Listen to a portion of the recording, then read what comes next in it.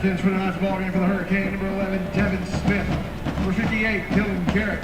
Number 20, Luis Triana. Number 27, Will Barnett. Number 5, Terrence Brown. And number 60, Zayshawn Martin. Officials for tonight's contest, referee Brad Davidson, umpire Tony Davis. The linesman Eddie Price, the line judge Steve Tyler. Side judge Kevin Anderson, and the field judge Michael Hill.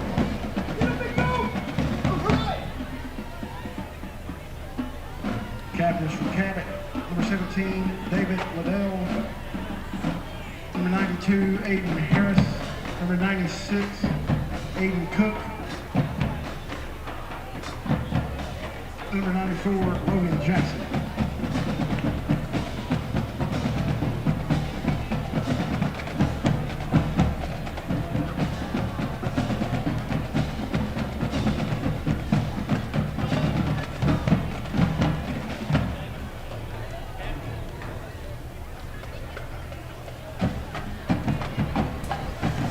Hello and welcome back to Panther Pride Football. The Panthers are going into the eye of the storm tonight in their matchup against the Hurricane. Both teams are coming into the game 1-2 and both hoping for 500 after tonight. I'm your play-by-play commentator Carson Cook. And I'm your color commentator Colton Hennessy. It's the first conference matchup of the season and the Panthers looking to calm the Hurricane and make a statement here in Jonesboro. This one is shaping up to be a great battle between these conference opponents.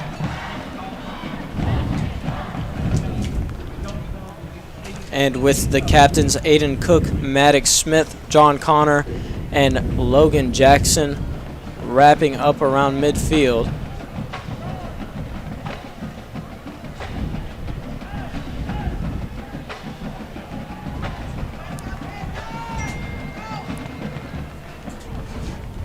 Man, Colton, I'm really excited for this matchup tonight. And if my memory serves me correctly, it's the first conference game of the season for Cabot.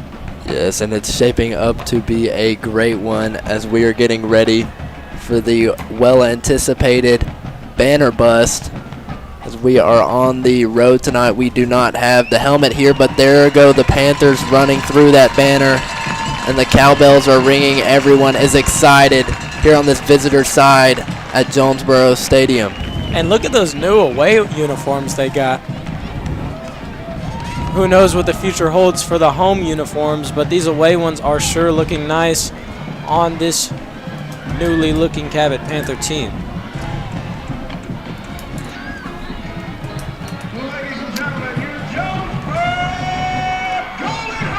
And here comes the Hurricane. And like you were saying with these jerseys, man, are they something to look at. They are beautiful. The Panthers had pretty new uniforms for the past couple of years. They did look pretty nice in my opinion, but man, nothing in comparison to these away jerseys. Like you said, hopefully we will get to see some new home ones at Panther Stadium soon. Both teams coming into the matchup ranked top 10 in the state. Jonesboro right at 10 and Cabot at 6. I sure am excited to see what those rankings look like after tonight. Yes, and it's great that you pointed that out. Cabot and Jonesboro do have a pretty deep history. Cabot has beat Jonesboro in 9 of their past 12 matchups. So hopefully looking for more of the same.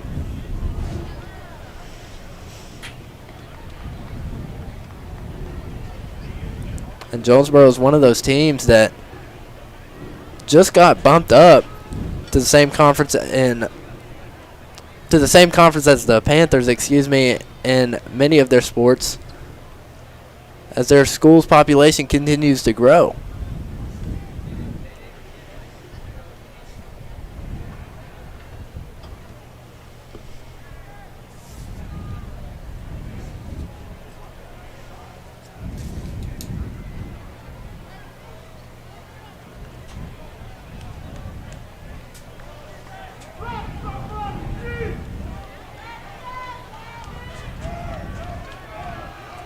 And here come the Panthers and the Hurricane taking the field tonight with Lucas Blaylock at kicker for Cabot.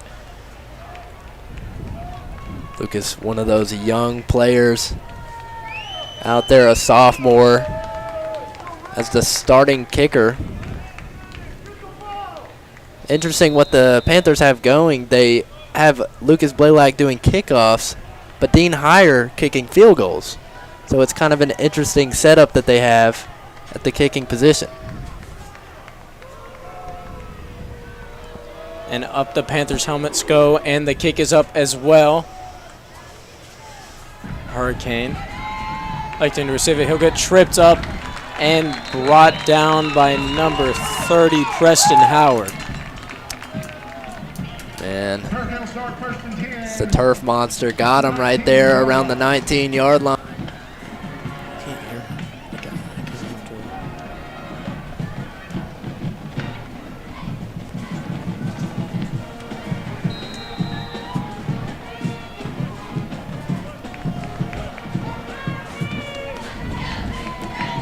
And here come the Hurricane for their first possession. Look at handout around the left and stopped by a host of Panthers. He'll go down for a loss of about 4. And that was just a great defensive play right there by the Panthers, able to stop Marcavius Pickett before he got anywhere. Trying to get around the edge right there, could not make it happen.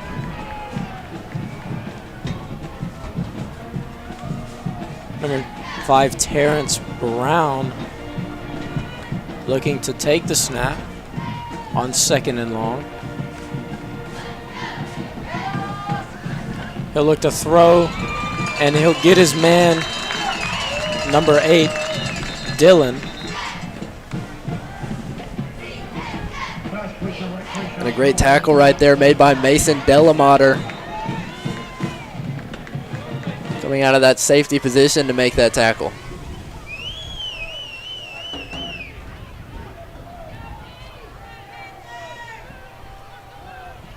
Third down and 8 to go for the Hurricane. A first down for the Hurricane. A first down for the Hurricane. A muff snap on the punt. Cox will elect to receive, but is quickly stopped by a host of the Hurricane. And really nowhere to go for Hayes Cox, but a great defensive possession. Able to force the early 3 and out here on the road. And what a momentum creator that is to get a stop on your first drive of the game. And here comes Charlie Powell for that Panther Pride offense. That'll be Gavin Vest in the backfield with him. Or Keegan Vest, excuse me.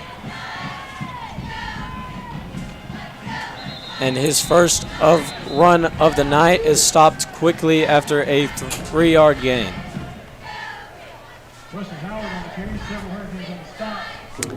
And that right there makes Keegan Vest a 200-yard rusher on the season. Has been a huge piece of this Panther team, and we've seen, or we'll probably see a lot more runs like that one from him tonight, just pounding away at the defensive line.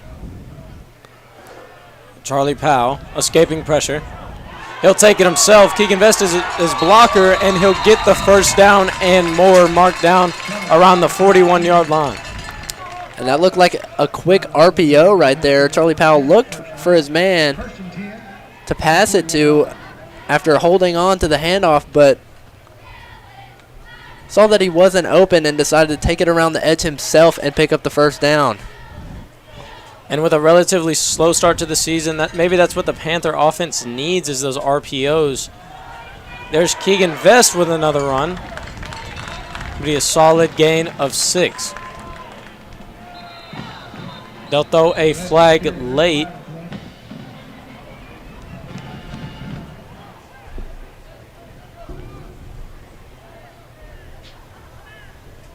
Interesting to see what that will be for.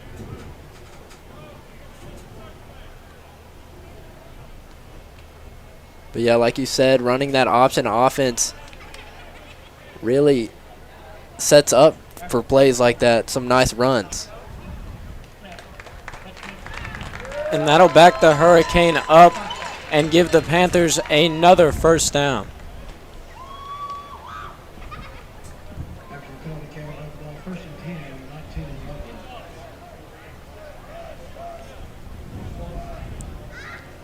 The Panthers with great field position here on their first drive of the game, looking to get in the end zone and score some points.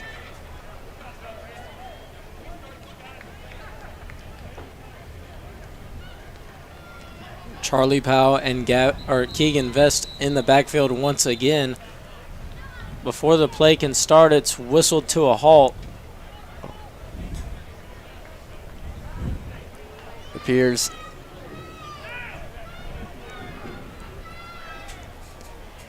Kendrick Dixon did not have his knees covered. They will have to sub him out fairly quickly. Cox in motion. They'll give it to Keegan Vest. Vest met at the line of scrimmage, and he'll stay there. Several Hurricanes on the stop. Bring up second down and 9. And a rare stop. Not easy to bring a guy like Keegan Vest down with such a huge frame. It wouldn't surprise me if they hand it off to him again. They've got Reardon in motion. Charlie looking to take the snap. They'll give it to Vest once again. And fighting for extra yards is the Panthers. They can't be stopped.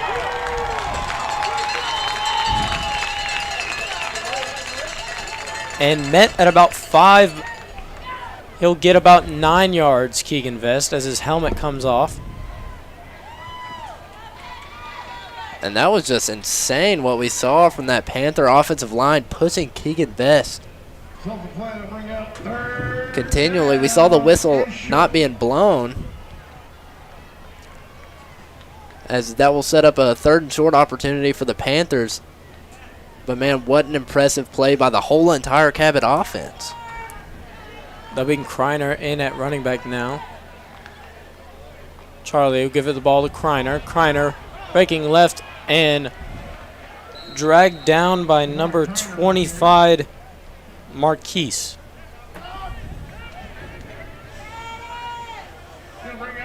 Fourth down and short. A 4th down and short opportunity for the Panthers, as they'll keep their offense on the field with Cooper Powell in at Wildcat formation.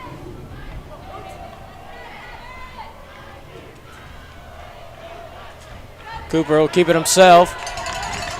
And fighting for the end zone, he'll get in after a hit from the Hurricane. That's 6 points on the board for the Panther Pride in their first drive of the night. And really did not know what to expect right there, as it was a great drive put together. As it seemed like a few quick plays, they were already down way deep in Jonesboro territory. And what was interesting on that play is it was a Hurricane that knocked Cooper Powell into the end zone. So I'm sure he will take that to add to his stats. Well, Hires' kick is good, but there's a flag on the play.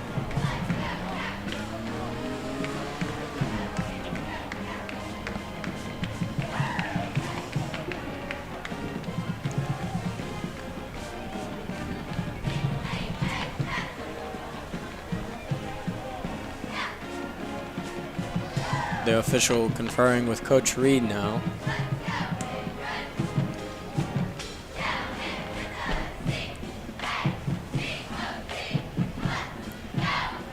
And Hire will line up to kick again.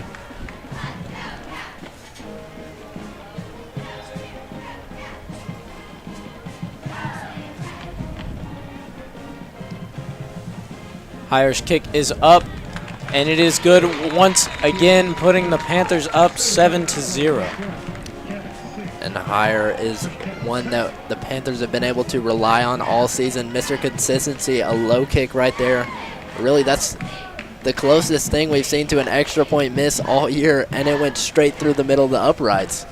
So very impressive, and a bright spot that we have at the kicker slot, who's putting in those PATs. And you couldn't really ask for a better start from the Panthers as a whole. 3 and out on defense, and a touchdown drive for their first as soon as they get onto the field, making it 7-0 Panthers. And man, really good what we got to see from Cooper Powell as he was out last game with a leg injury, but coming away with a touchdown on the first drive of the game here on the road. Great way to be calm and composed from the sophomore. Lucas Blalek sets a kick. The kick is up.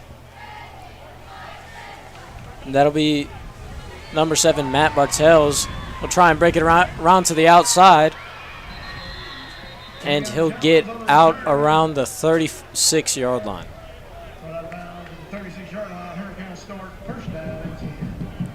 And a great return right there. Not much the Panthers could do,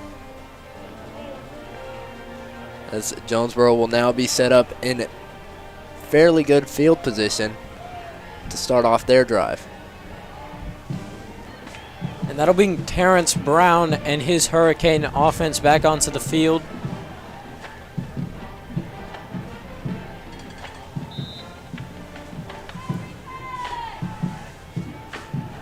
Brown looking to take the snap. He'll hand it off up the middle. He'll find a hole and get stopped after about 8 yards.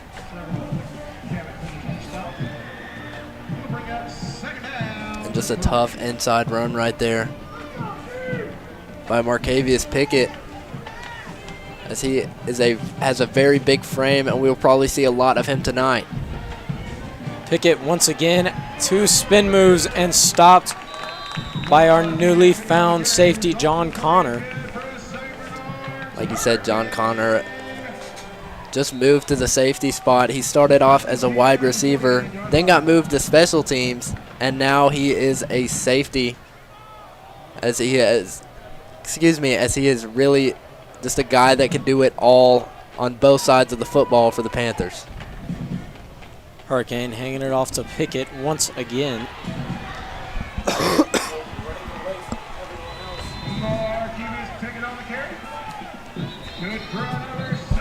And that'll be stopped by Ross Baxter after the first down.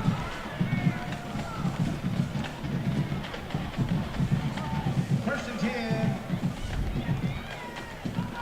on the 36-yard line.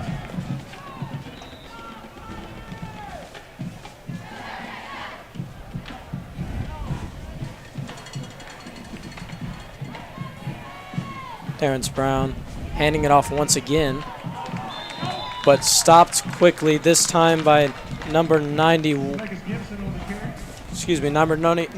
Jackson Bates. Jackson Bates, another member of this young core, a junior. Great to see him out on the field, as the Panthers definitely need him to make stops like that for this season going forward, and they'll have him again next year. And in a 2 running back set is Brown. Brown fakes the handoff. He'll throw away to number 3 of the Hurricanes, and he's stopped by, it looks to be about every Panther on the field. That'll set the Hurricane up for third down and 9. Just a great stop. Panthers able to swarm Chris Stacy before he could get anywhere, as here go the cowbells and the stomping. Brown, he'll hand it off once again to Pickett. Pickett breaking away and hit hard by a Panther, but not after a Jonesboro first down. Just a tough run right there, bouncing off several Panthers, able to get the first down.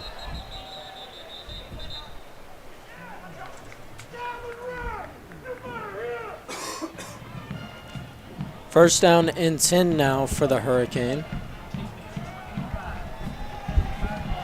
And they'll move it up just a bit more to make it 1st and 5. First and 5 on the 19-yard line. Panthers going to have to lock it down here in the red zone like they have all season long. Seems like that Panther defense has been outstanding, but especially when they get inside the 20-yard line. The Panthers looking for more of the same. Brown takes the snap and gives it to Pickett, but Pickett tackled in the backfield. Preston Howard on the kick tackle from Cabot. Pickett not able to get anywhere. Bring up second The offensive line could not contain the Panthers. and 7. So they were able to break through and stop Pickett in the backfield.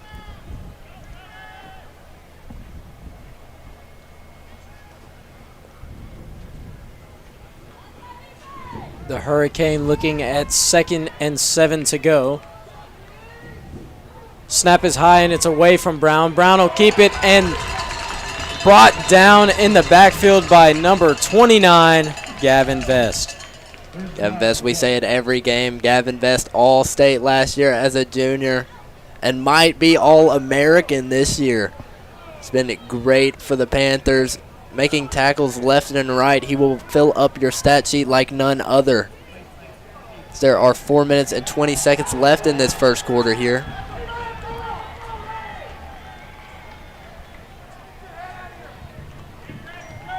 And flags killing the Panthers tonight, as that'll make a Jonesboro Hurricane first down in the Panther red zone. As what seemed to be like a blown up play for the Hurricane winds up being a blessing. Brown looking to take the snap.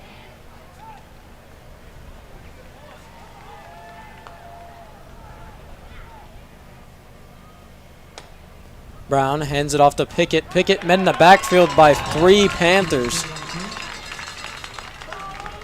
The final blow delivered by number 33, Logan Eason. Logan Eason and Gavin Vest, that strong linebacker duo that the Panthers have. Probably the best linebacker duo in the state.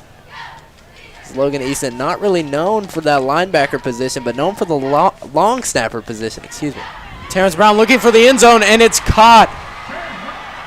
Sailing over the Panther head. It'll be the first 6 points of the night for the Hurricane. And what a throw and catch by this Jonesboro offense. And as the Panther defense, you're seeing Marcavius Pickett get all the carries for this offense. And then boom, Terrence Brown throws it deep into the end zone over your head. Not much you can do, as that'll be number 27, Will Barnett. His kick is good, making it 7-7. Tie game here in this first quarter with 3 minutes 24 seconds left. The Panthers going to have to come out on offense and put some more points on the board, as Jonesboro not going out like they did their first drive, as it was really just penalties that killed the Panthers on that drive right there.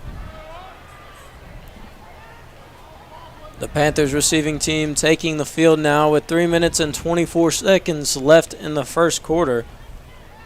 So we're talking about a receiving team. If you bring them up, you cannot forget Hayes Cox.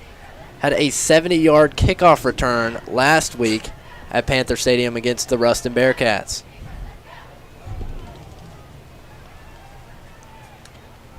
As you wonder if they will shy away from kicking the ball to Cox after his great performance.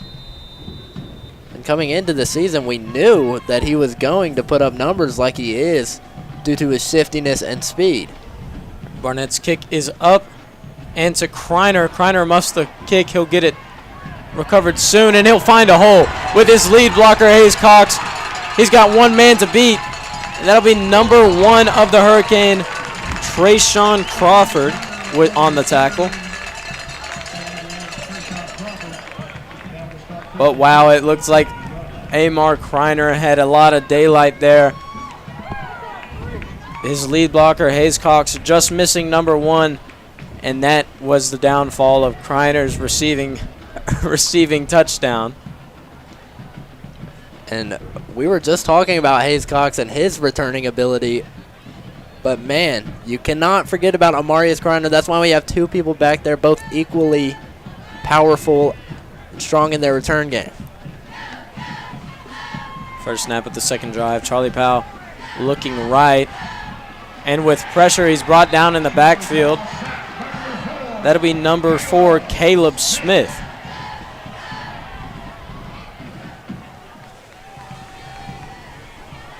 The linebacker, Caleb Smith, showing off the speed. Charlie Powell is a very quick guy himself. Was nearly moved to the slot position earlier in this season, but has such a strong throwing ability. And great decision making from Charlie Powell has kept him in that QB spot. Charlie taking the snap. He'll give it to Vest. Vest cutting up the middle.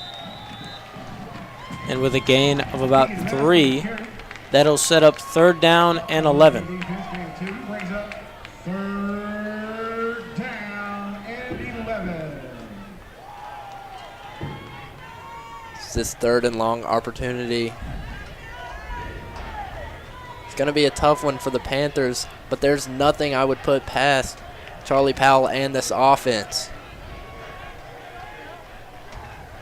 With a minute 50 left in the first quarter, Powell will take the snap. He's looking to pass. He's got pressure. Getting away from it, and for not long, he'll gain about 1 on the play, and that'll set up 4th and 10. Tackle by number 9, Jonathan Milton. It'll bring up 4th down and 10. As that was Jonathan Milton on the tackle,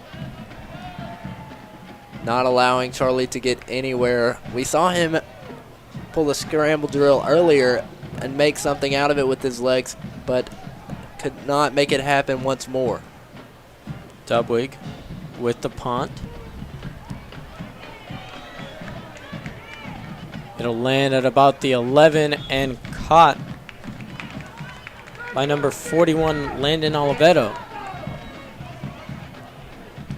And what a leg we see from Dubwig every single time he goes to kick the ball.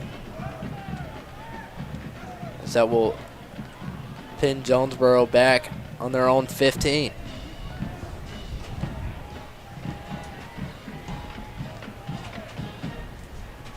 Well, the Panther Pride defense coming back onto the field, getting pushed back all the way into the end zone by the Hurricane last drive. Let's see what they can do here with a minute and 10 seconds left in the first quarter.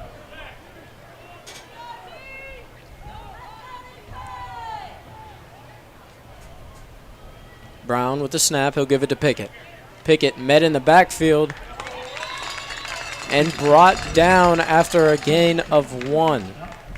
That'll make it 2nd down and 9 yards to go. As the clock is rolling within a minute now. A swarm of Panthers able to bring down Pickett. As we're seeing a lot of flashbacks from the Ruston game, a lot of ground and pound offense. And then we saw that pass go right over the Panthers' heads last drive. Speaking of pass, Brown looking for his receiver, number 3, Chris Stacy, just out of reach of Stacy's hands. That'll make it 3rd and 9 with 31 seconds left in the first. So not a total loss for Jonesboro right there. If they're trying to score points here before the quarter comes to a close, they will stop the clock with the incomplete pass.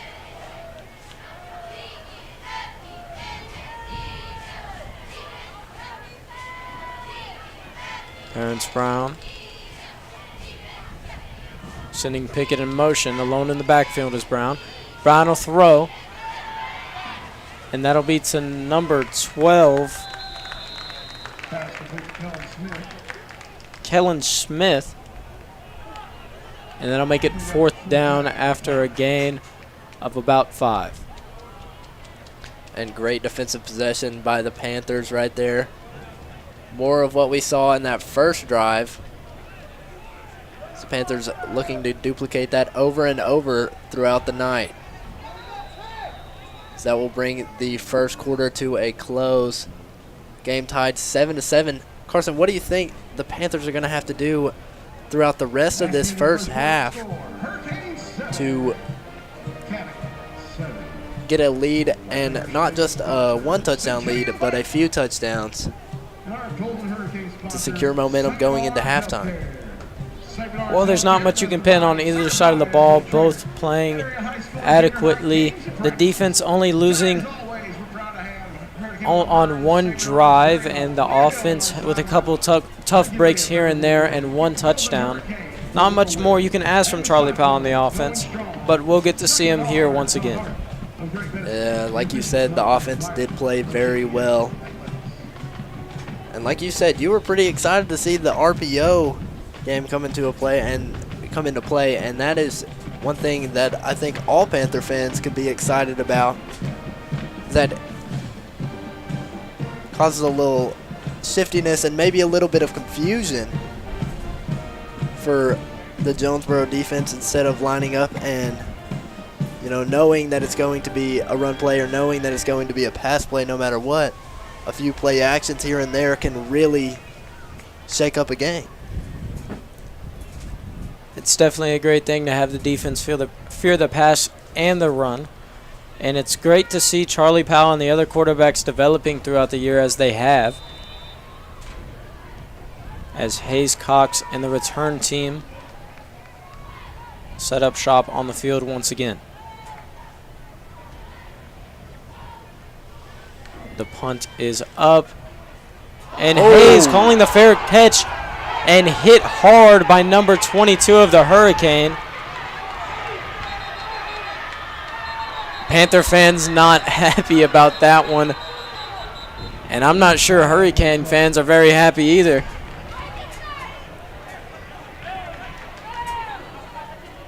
And it's just great to see Will Barnett, the kicker, coming to talk to Hayes Cox after he received that huge hit without even being able to make a play on the ball. Really a cheap shot from Jonesboro. But great to see the good sportsmanship from the kicker. And also great to see Hayes getting up after that fairly quickly.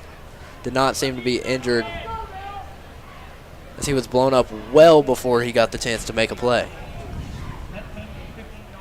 And after seeing the fair catch call and delivering the hit, that'll be Sam King of the Hurricane. Glad to see Hayes Cox up and moving.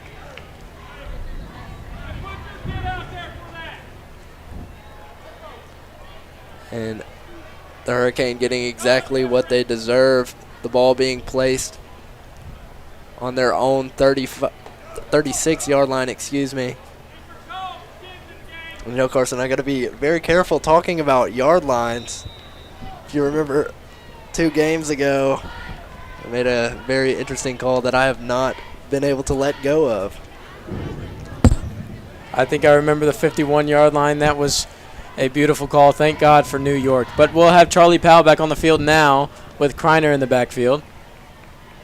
He'll give it to Kreiner. Kreiner pushing his own guys. And that'll be a gain of about 4 on the play. Setting up second down and 6 to go. And there's a lot of power in that slim frame of Amari Kreiner, as the clock is at 11 minutes, 20 seconds and ticking. Panthers have second and medium here.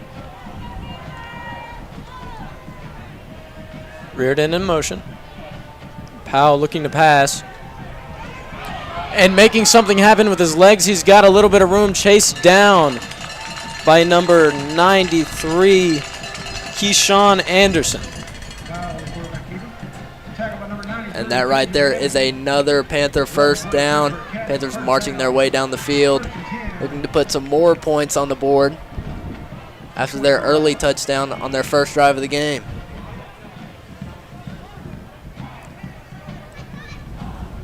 Bit of confusion from the Panther offense.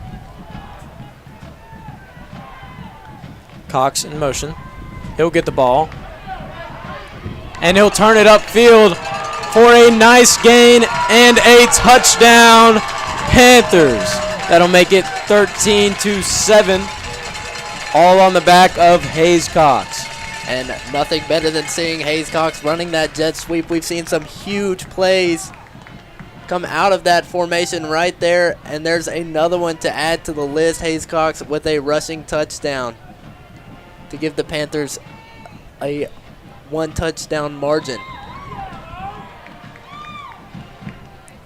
It'll be kicker Dean Heyer looking for the extra point now.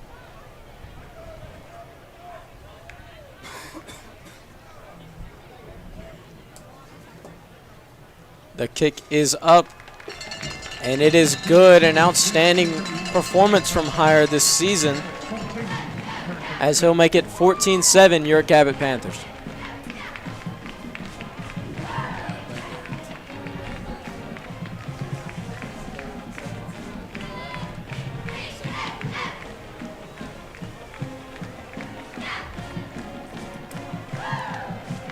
Ten minutes and 31 seconds left in the quarter. The Panthers lead 14-7 as Lucas Blaylock and crew come out once again to kick the ball off to the Hurricane.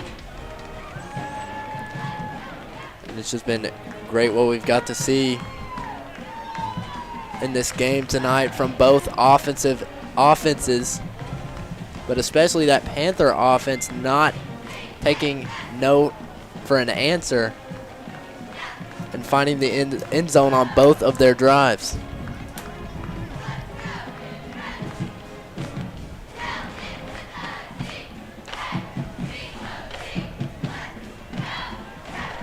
The Panthers driving down the field and scoring 2 out of the 3 times they've been on the field at offense. It'll be Blaylock now kicking the ball off.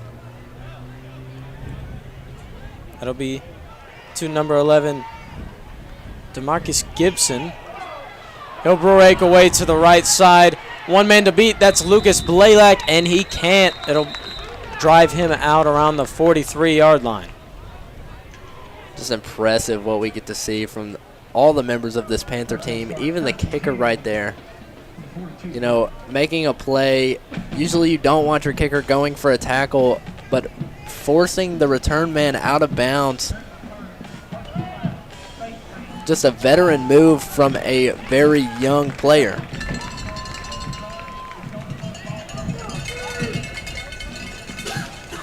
And penalty calls killing both teams tonight, as that'll back the Hurricane up. They'll set up shop on the 27-yard line. 1st and 10 with 10 minutes and 20 seconds left in the half. A Hurricane down 7 to your Panther Pride. This Panther defense looking to do what they did on the last drive. That's get a stop and force a punt. Brown looking to pass. He'll get the screen pass.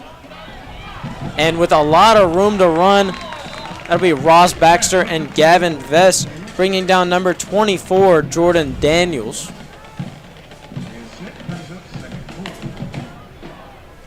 That's a pretty good pickup right there for the Hurricane. They're moving fairly quickly on offense now. Brown handing it off once again. This time it'll be Pickett, or excuse me, that'll be Jordan Daniels on the run. That'll be a Hurricane 1st down. And the Hurricane running this set where they exchange running backs. It seems like both are equally effective. Brown looking to pass. He'll have pressure, and he'll find his man. Brought down by a host of Panthers. That'll be number 3, Chris Stacy on the reception.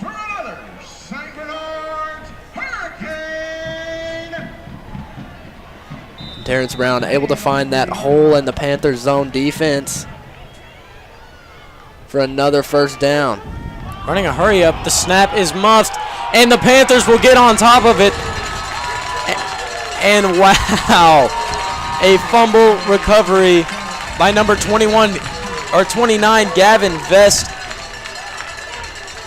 And man, who else would it be? Gavin Vest making a play, and a little bit of one step forward, two steps back action from the Hurricane, as it seemed like they were formulating a drive right there but couldn't make it happen. And now the Panthers have 9 minutes and 15 seconds left in this first half. And we'll just see how many times they can find the end zone.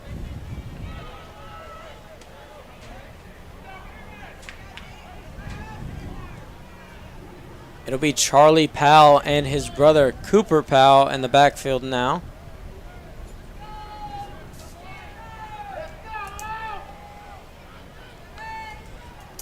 Charlie gets a snap. He'll look to throw.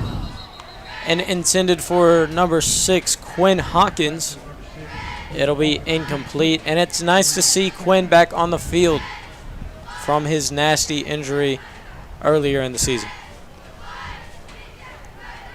And Quinn was that guy for the Panthers last year as a junior.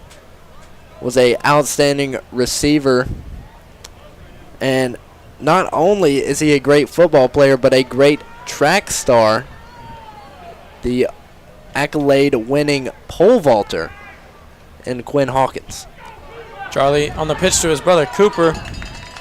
Cooper tripped up by number 7, Avion Jones.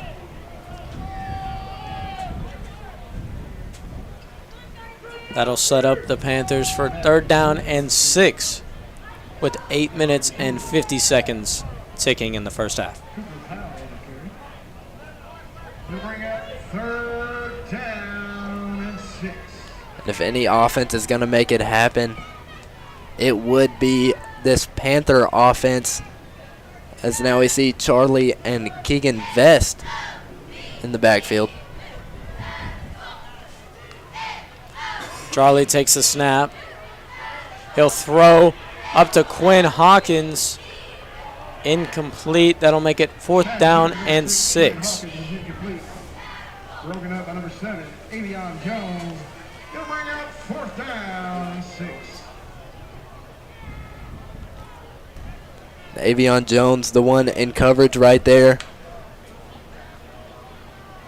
It's a great defensive play on that ball, keeping Quinn Hawkins from showing off his hands. And here comes out Sam Dubwig, the 5-star punter. And the Hurricane will elect to try and receive it, but stop quickly, and there's a fumble. That'll be number 24, Gunnar Poe, on the recovery inside the 5. And kind of an awkward pickup right there by Jonesboro. We knew that ball was going to be pinned somewhere inside the 10. That's just what 5-star Sam Dubwig does. And eventually the ball able to be stripped by the Panther defense and recovered by Gunnar Poe. And that'll be DeMarcus Gibson trying to make something happen, knowing that his team was going to get pinned inside the 5. And they'll call it a recovery for Cabot from Gunnar Poe. Me and Gunnar Poe were joking around after the game last week. We called him the one and only because he was everywhere on the field last week, showing a little bit of the same tonight, the one and only Gunnar Poe. Now the Panthers have great starting field position here with 8 minutes left in this first half. They will be trying to find the end zone. There'll be a flag thrown. The officials will whistle the play to a halt. That'll be encroachment on the defense.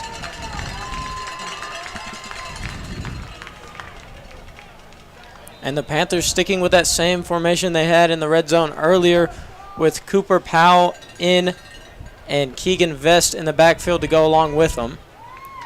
And we know what happened last time as it ended up in 6, and let's see if more will happen. And the snap is muffed. The ball getting away from just about everybody, and they'll call it the Hurricane ball. What an unfortunate series of events for both teams.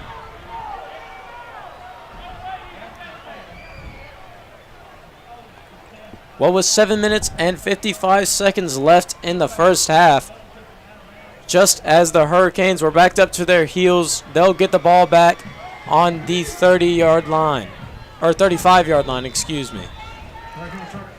And that was really the last thing we expected after such an impressive play on defense, on special teams. As now it will be Jonesboro on offense. Brown handing off to Pickett. Pickett running over some Panthers to get the first down, and he'll be marked around the 49-yard line. Others might call that the 51, as Terrence Brown looking for another snap. Snap high once again. He'll give it to Pickett. Pickett just running through this Cabot Panther defense for a gain of 9. That'll set up 2nd down and 1. And the Hurricane just saying, if it's not broke, don't fix it. Continuing to pound this Panther defense over and over.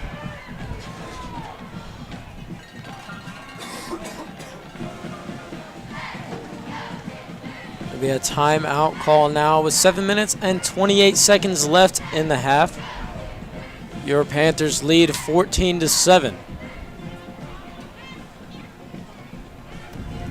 And after being so close to the end zone once again from the Panthers, it's heartbreaking to see them with only 14 points on the board. It's truly heartbreaking, as they were right on the doorstep of 7 more. But the Panthers definitely not going to back down here. Definitely not going to loosen up, and I believe that's what the coaches are telling them on the sideline. Don't let that get in your heads, and just continue working and continue playing solid defense. As it would not surprise me if the Panthers tighten down here and get a stop. 2nd down and 1, and you can see the momentum shift in this game. So close to the end zone was the Panthers, and now the Hurricane driving the opposite way. Still down 7. 7 minutes and 28 seconds left in the half, as Terrence Brown and the Hurricane offense will take the field once again.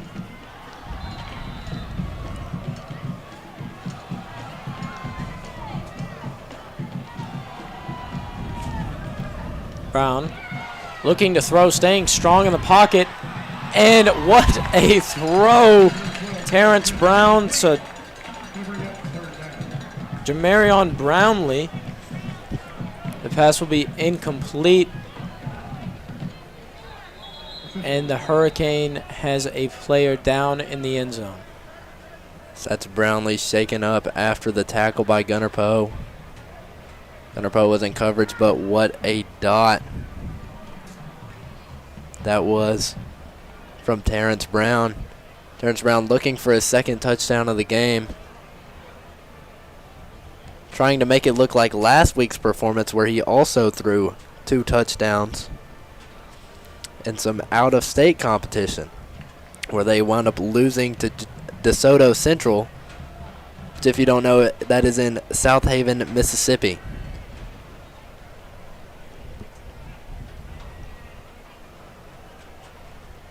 It'll be 3rd down and 1 to go with 7 minutes and 21 seconds left on the clock for the Hurricane. The Panther defense taking the field once again, looking for a stop against this tough Hurricane offense. And Carson, what a game this one's shaping up to be. Already so competitive. And so much fight from both teams. So we've seen plenty of turnovers. Plenty of just plays that have been flat out weird.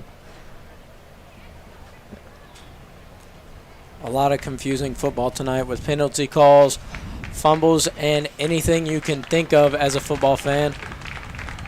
Nice to see the Hurricane player getting up now and walking. And Carson, I don't know if you've seen the clip, but that fumble kind of reminded me. There was a game, it was Mississippi State playing I'm not really sure who, but a fumble occurred at the goal line and rolled all the way to the other side inside the 20, and it was like second and goal from like their 20-yard line. It was insane, and that was kind of what that looked to be shaping up to be, but the ball was nowhere near the middle of the field and was able to get kicked out of bounds. Well, it was awful to decent to good field position for the Hurricane on that fumble, but now Terrence Brown driving down the field looking for a 3rd-and-1 opportunity. Snap is high once again, and he's met in the backfield by number 41, Landon Oliveto. Senior Landon Oliveto played a lot of JV last year, but showing out in these new away uniforms on the varsity squad, delivering the huge hit on Terrence Brown. And the snaps tonight for the Hurricane have not been good, mostly looking high as it's 4th and 6 to go, and they'll be going for it with 6 minutes and 45 seconds left on the clock. They'll send Pickett in motion, and another must snap. Brown getting on top of it this time. And wow, 2 steps forward and one step forward and 2 steps backwards once again for the Hurricane. And momentum shift, momentum shift, momentum shift. You had just said the snaps had been high all game, and there's one straight into the turf. The Panthers will take over with great field position once more, as it will be Cale Turner leading the offense onto the field. An odd sight to see here, Cale Turner coming in for Charlie Powers. It seems that they've been playing the hot hand at quarterback recently. Turner sending Hayes in motion. He'll give it to Vest. Vest cutting up the middle, running over about 3 of the Hurricane, and that'll be a Cabot Panther 1st down. And what a run right there from Keegan Vest. Just how many times have we seen that all season long? It's just over and over. And Keegan Vest puts the whole entire defense on his back and just runs with them. And to bring up the other piece in the backfield, Cale Turner, and at quarterback now, just committed to Oklahoma State University for baseball. An incredible athlete Cale Turner is, as he'll take the field for 1st and 10. He'll send Reardon in motion and give it to Vest once again. Vest cutting up the middle, and a nice gain once again.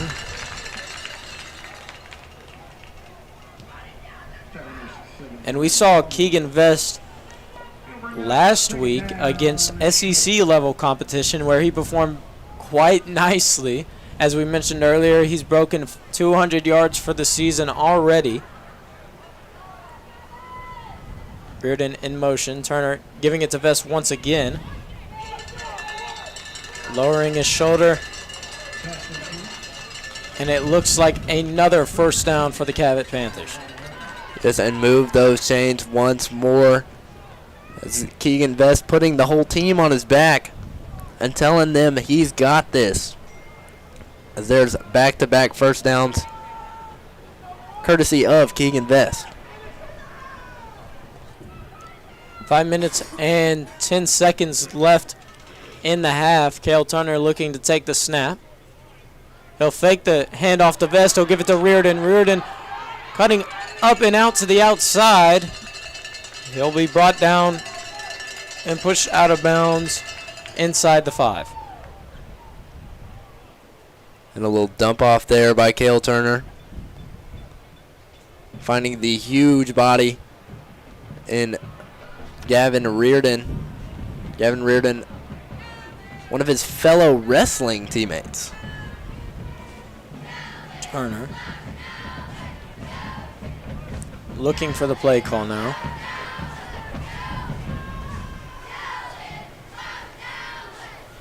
With 3 to go till the end zone. Cale Turner takes the snap. He'll give it to Vest. Vest cutting up the middle. And with sheer strength, he'll be brought down around the 1. Be 3rd down and 1 to go. Or excuse me, that'll be a first down for your Panthers. So it'll be 1st and goal with 4 minutes and about 40 seconds left on the clock in the first half.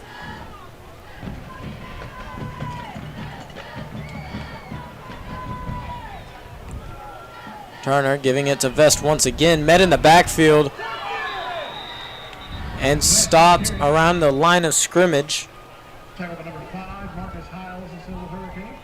And I think everybody here in Jonesboro knew exactly what was coming there. The big body Keegan Vest, eager to get the football there, as he will have to come out of the game due to his helmet coming off. It's been a problem for Vest recently, as Kreiner will come in.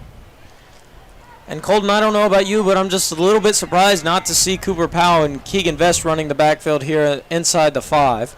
The Panthers have had tons of success all season long in that formation. There'll be another flag.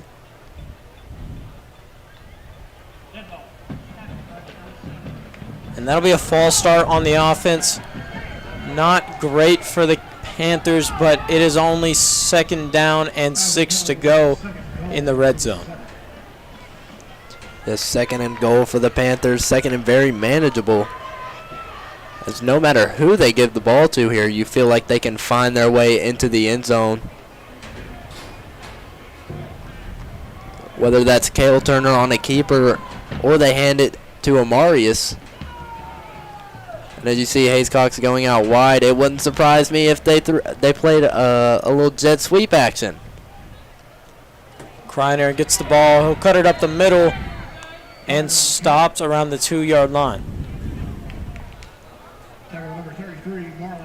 It'll be 3 minutes left in the half and ticking. Kreiner will leave the field on 3rd down and Vest back into the game. The Panthers right there fake the jet sweep. So who knows what will happen here. Cox in motion, brought down in the backfield around the 5.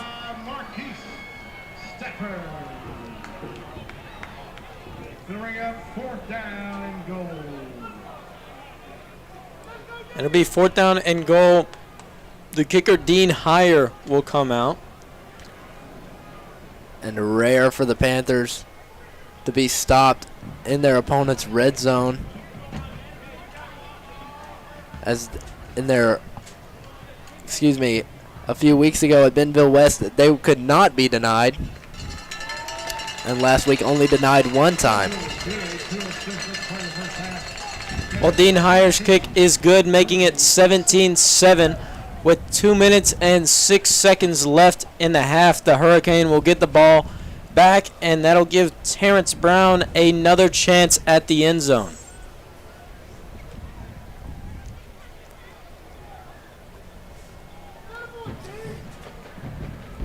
And we saw the handoff right there to Hayes Cox as he averaged 12.3 yards per carry against the Ruston Bearcats, and that's a team loaded with D1 commits. So not somebody that's not a team that's easy to score any points on. And Hayes Cox already with one great jet sweep play tonight. Surprised we didn't see another one there. Yeah, and the Bearcats hard to score on with 3 D1 commits and a all-state safety. This will be Lucas Blaylock setting up shop to kick.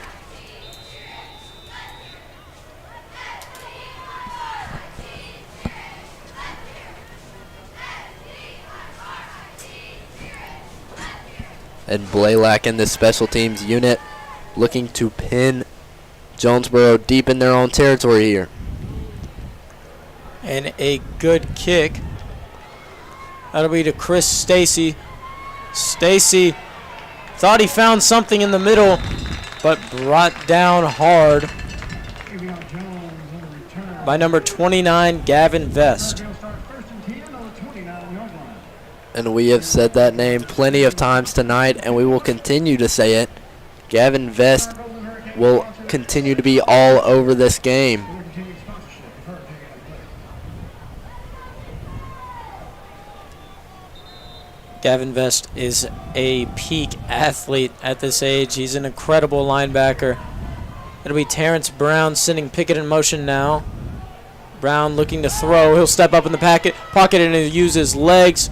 He'll get it to Pickett, and Pickett met by a Panther defender, and it'll take 2 to bring him down, but not after the first down. You know, as we saw a few weeks back against Bentonville West, Gavin Vest forced that game-ending and game-winning fumble. Gavin Vest just continues to leave his mark all over the game tonight. Be a flag on the field now.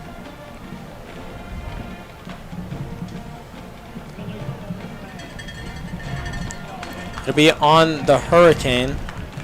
Was an illegal forward pass on Terrence Brown.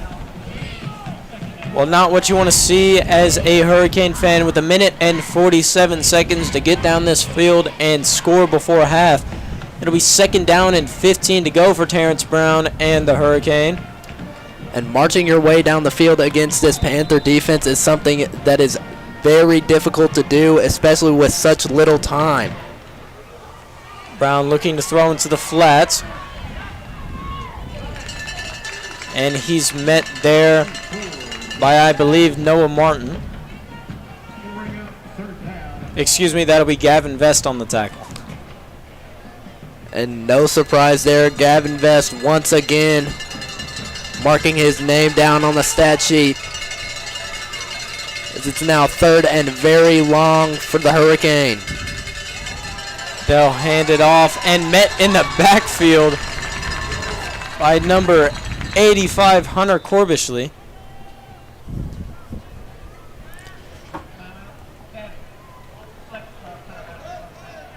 As there's a timeout called by the Panthers and head coach Scott Reed to stop the clock. The Panthers presumably have forced a punt here and will be looking to score once more before the half ends. 1 minute and 6 seconds left with the Hurricane on a tough 4th down now.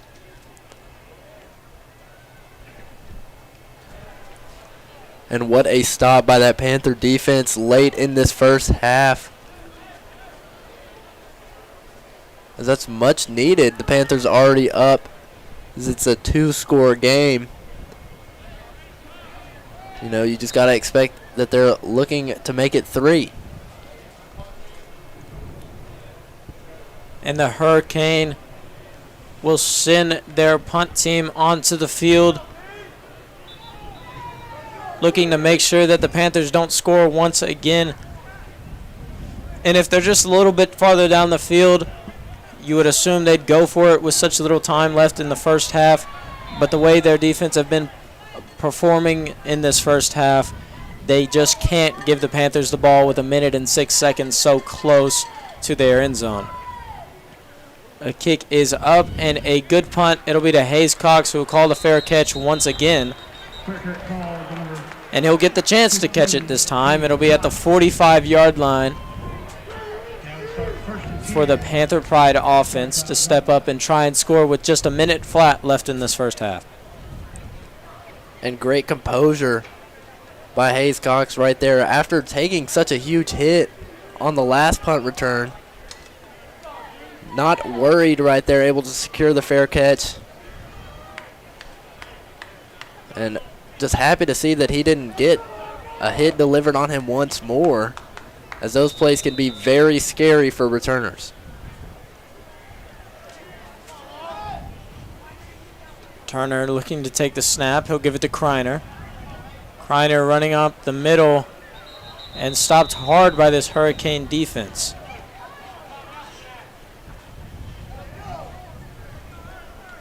There was just nowhere for Kreiner to go on the inside handoff.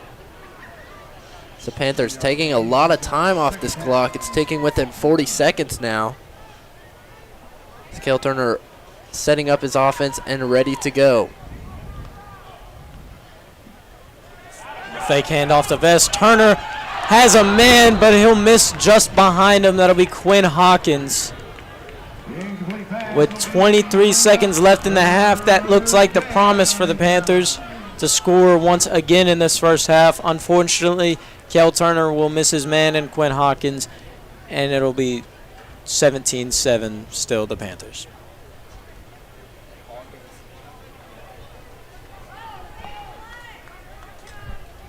And Hawkins was wide open downfield, got behind the safeties, and had plenty of room to run. Cale Turner unfortunately just missed right behind him. As even if Hawkins did come down with that catch, he would not have had anywhere to go with it. And they'll give it to Vest this time. After a nice run, it'll still be 4th and not enough with 12 seconds and ticking. In the first half, it'll look like the Panthers will run the clock out, leading 17-7 at the end of the first half. That's the end of the first half. The score, Cabot 17, Hurricane 7.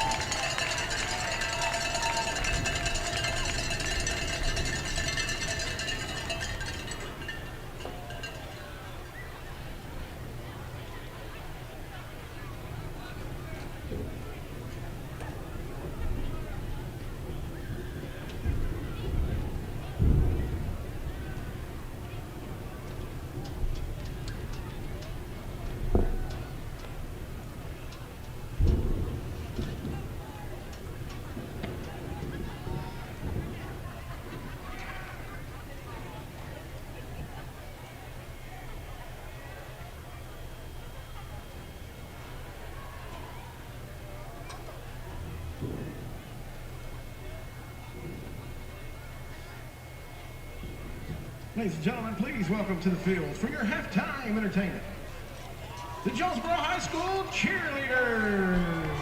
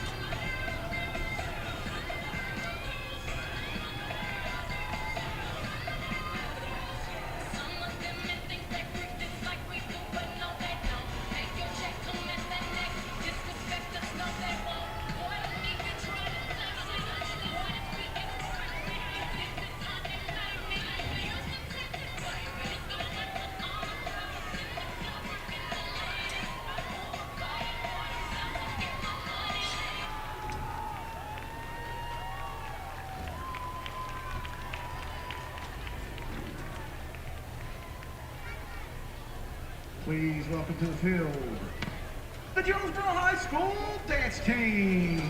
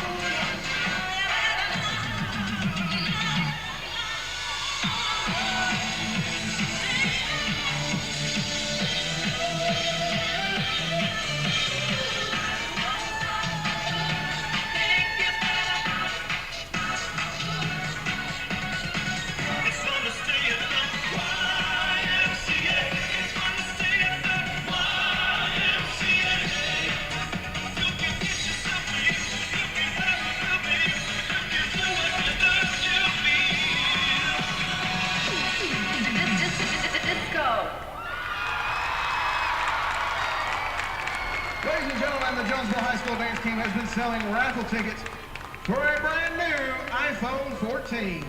Proceeds from the raffle will help the dance team travel to the National Dance Team Championships this February.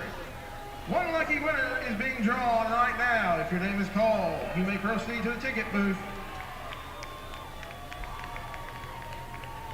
Mark Monte is the winner. Mark Monte, congratulations. If you are present, please come to the ticket booth and claim your brand new iPhone 14.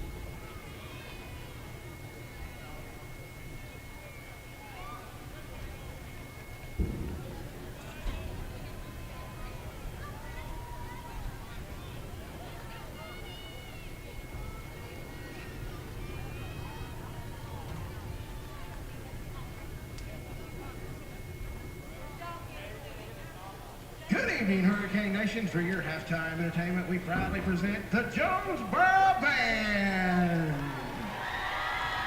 The band is under the direction of Grant Harbison, Trent Warner, Ben White, Caitlin Roll, Seth Jensen, and A-State intern Chase Bowman. Our field commander is Sydney Armstrong. Our show is entitled Fragments of Red, and tonight's selections are Bad Romance and El Tango de Roxanne with trombone soloist Lyndon Turner. Drum Major Armstrong, is your band ready?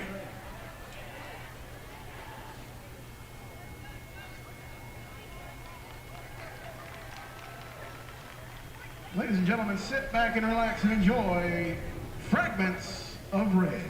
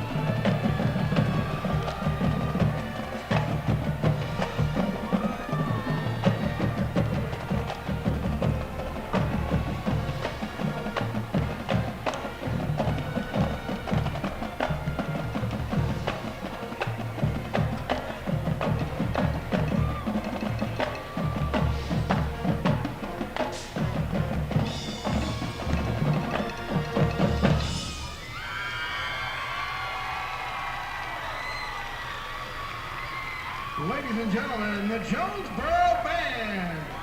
While the band is on the field, we'd like to take a minute and recognize our new Eatery Student Achievers of the Week. Senior Sydney Armstrong, with a GPA of 4.02. She is the drum major of the Jonesboro Band. She is a member of the Jonesboro Jazz Ensemble and the JHS Chamber Choir.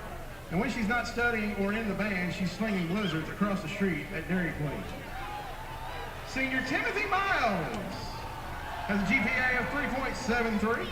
He is the trumpet section leader of the Jonesboro Band. He's a member of the Jazz Ensemble, the JHS tennis team, and the esports team. Congratulations to our Nukes Eatery Student Achievers of the Week.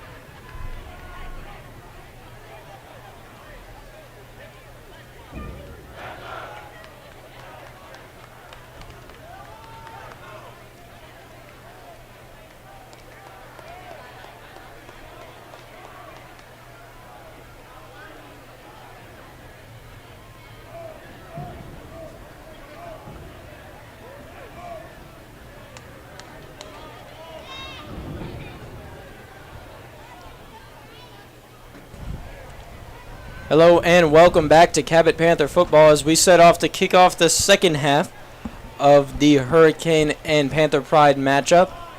The Hurricane will get the ball in the second half, or excuse me, they will be kicking the ball away in the second half to your Cabot Panther offense.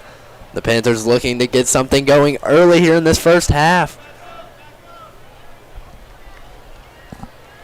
And trying to get more points on the board. It's fantastic that the Panthers will be getting the ball early in this first half as they already have the lead, as they will just try to extend it farther. Leading 17-7 to start off the second half is the Panthers with Amar Kreiner and Hayes Cox back to receive. Yes, that's your lethal returners back there around the 5-yard line, both eager and itching to get that ball in their hands. Will Barnett's kick is up and over to Hayes Cox, who will elect not to receive it, and it'll be a touchback. So we saw Hayes Cox starting after that ball because he definitely wanted it, but chose the smart decision and left it. That's a great heads-up play by the senior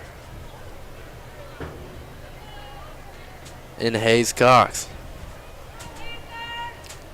Yes, a very veteran play from as veteran as you can get in high school football.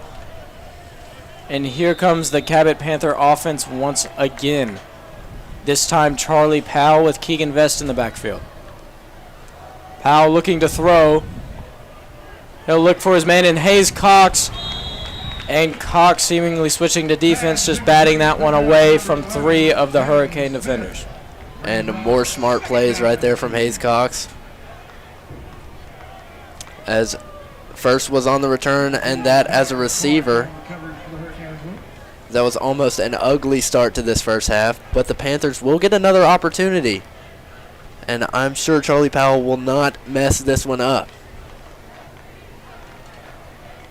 2nd and 10 to kick off the second half. Powell will send Ritter in motion. Powell with the pitch to Vest. Vest dragging a Hurricane player, and there's a flag on the play. And Vest with those fresh legs coming out of halftime, showing his strength early, dragging some players on his back. And Vest in that first half had 54 rushing yards. He's now halfway to that century mark. And the call will be a holding on the offense. That'll back the Panthers up. And not a great start to the second half for your Panthers, as that'll be 2nd down and 20 to go. The Panthers pinned way back in their own territory to start off this second half, looking for a bit of momentum to get their offense going here.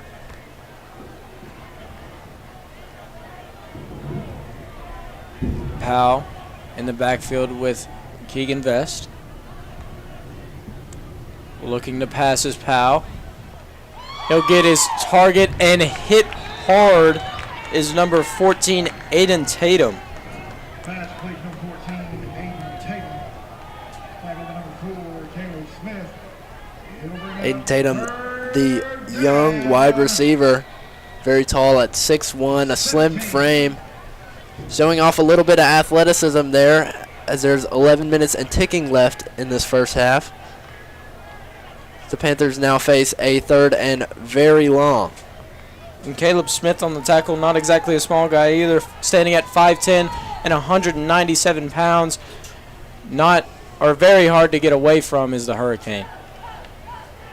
And speaking of, Keegan Vest will get hit in the backfield for a gain of about 2.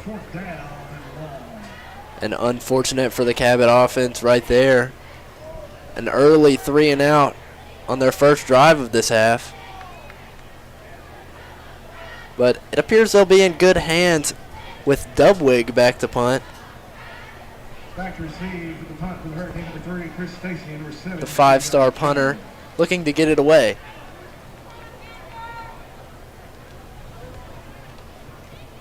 Dubwig's kick is up, and it's a long one for the Panther. And it'll roll favorably for Sam Dugwig and sit around the 26-yard line. What a punt.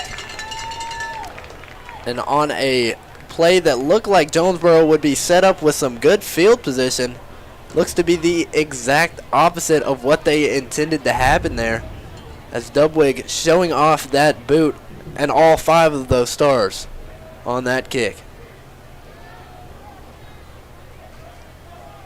The Panthers back on defense, leading 17-7 with 9 minutes and 53 seconds left in the third quarter.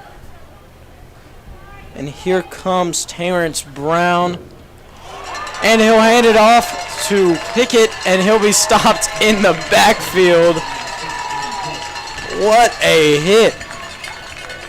And that's Aiden Cook breaking through that offensive line and making the huge tackle on the running back, Pickett, as that will stop them way behind the line.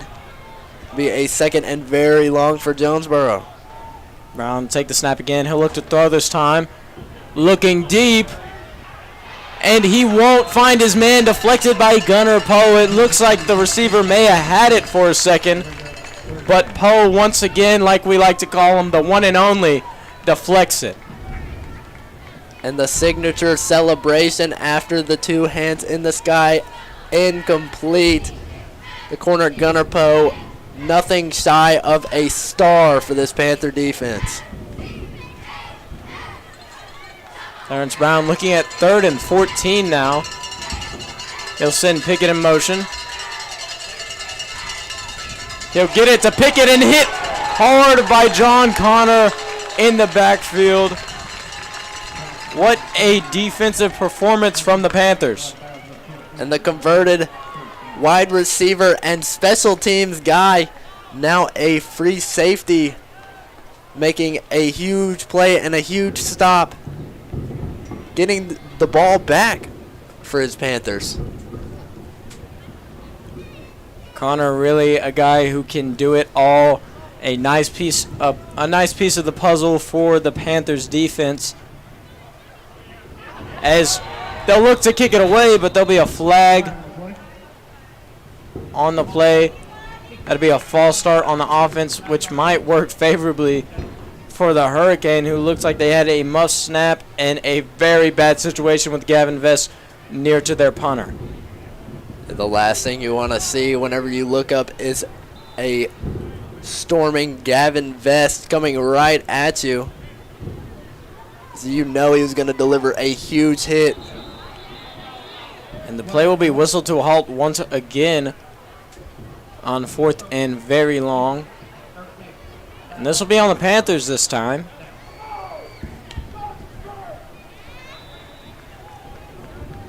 And an offsides call right there, just giving Jonesboro their yards back. Will Barnett looking to punt it away. And Hayes Cox with a fair catch this time.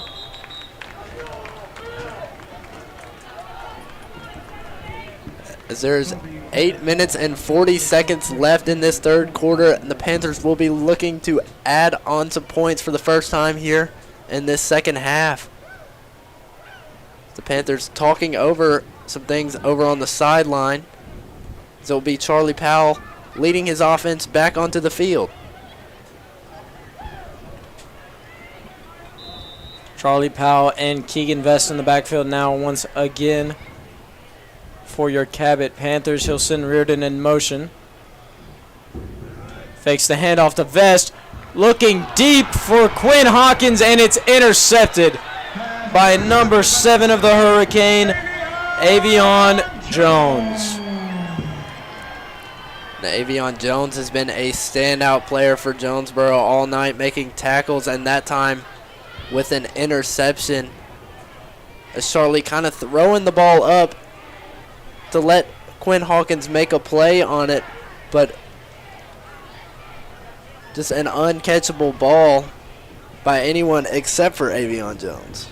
Hurricane will start 1st and 10 on the 24-yard line. Well, this will give Terrence Brown another chance at offense tonight. And accompanying him in the backfield is Jordan Davis. And they'll get the handoff and stopped quickly and abruptly in the backfield. They'll be around the 20-yard line. And a great rally to the football. A great rally to the football by the Panthers to stop Jonesboro before they get anywhere. As it's been a back-and-forth matchup all night. The Panthers able to score 2 touchdowns and kick a field goal fairly early, but since then it's been back and forth with no team able to put anything on the board. Terrence Brown alone in the backfield. He'll look to throw. He'll find his man, and his man won't find much. He'll gain about 3 yards on the reception. And a swarm to the football by the Panthers. That was Logan Eason and company. Logan Eason we've already talked about. He's had a few visits to Mississippi State now. But not for that linebacker spot, for the long snapper spot. He is a stud in any position that he plays. The Hurricane with a more familiar formation now with Jordan Daniels in the backfield accompanying Terrence Brown. Brown with the snap. And deflected by number 85, Hunter Corbishley. The 6'2", 200-pound D lineman. An incredible deflection for a 4th down and long opportunity for the Hurricane. And Cabot has 2 guys that look very similar from afar. That's Hunter Corbishley and Jaden Boyster. As they have both been able to make plays all season long, both with very tall and slim frames. And the punt is blocked this time. Corbishley will get it, and with great field possession is the Cabot Panthers. And what is going on tonight? The punt block by the Panthers. And as we were talking about Corbishley, he makes another play, able to be heads up and catch that ball. Well, just all around great awareness and position on the field. Hunter Corbishley puts his team in a very good position. This special teams crew for the Panthers has been incredible throughout the year, and the offense looking to match that. Powell handing it off to Vest. Vest will find a hole up the middle and tripped up, but not after a nice little gain of about 5. Like you said, these Panthers looking to do some of the same on offense that they've been doing on defense all night long. Have given up 7 points to a very strong offense that Jonesboro possesses. So now they will be in the red zone looking to put some more points on the board. Now, the last time they were in the red zone, the Panthers were stopped to only a field goal. Looking to change that now. They'll hand it off to Vest once again. This time not so lucky. And there'll be a flag on the play. As Vest just had nowhere to go after the handoff. We see some Panthers clapping down there. And the Hurricane will be moving back. It'll be a face mask call on the Hurricane, backing them up quite a bit after a stop that they would have hoped to had.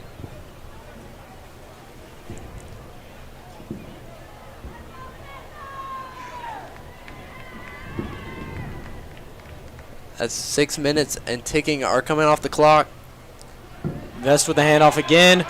He'll find a hole, and he'll be down just before the end zone. They'll say his knee got down around the 1. Vest with a tough run right there. Stopped just shy of the end zone. He's been a guy that just fights for extra yards no matter the scenario, as he will line up in the shotgun with Charlie Powell. Charlie handing it off to Keegan again, and this time he'll find the end zone. Another 6 points for your Cabot Panthers. And there is a touchdown from Vest. He had one in the last game and has one this game, as he's been a huge piece to this Panther offense. And I would say he's contributed to nearly all of it tonight. And we were talking about it earlier. Just coming out of the half, he already had 54 yards on the game, as he's getting a little bit more tonight. And Dean Heyer will punch it in the extra point, making it 24-7, your Cabot Panthers. So there's 5 minutes and 28 seconds. The Panthers will be kicking it away after a drive that was started by a punt block and a heads-up play by Corbusley. And, man, this Panther defense has been outstanding all night long, as they will continue to remain strong.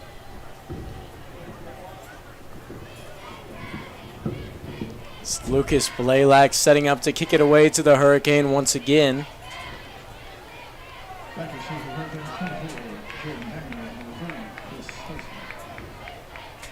It'll be Chris Stacy and Jordan Daniels looking to receive. They have a similar look to the Panthers back there. So we also have a wide receiver, that's Hayes Cox, and a running back, Namari Kreiner. Both receiving teams very lethal in their respective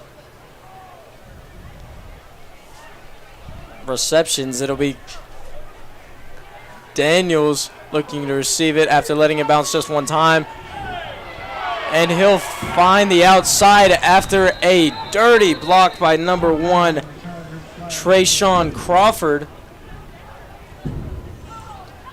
Not very happy with that call. And he'll get another flag, presumably unsportsmanlike conduct. As this has just been completely unacceptable and dirty play from Jonesboro, but not much the Panthers can do about it. Just continue to look forward, put it in the rearview mirror, and keep fighting on, as there will be 2 penalty markers down, presumably both on Jonesboro. We just hope that Braden Busby will be okay after the hard hit that he received. That'll be a personal foul, unsportsmanlike conduct on Trayshawn Crawford. Not doing any favors for his team tonight is Crawford. And it'll be Hurricane ball, way too close to their own end zone.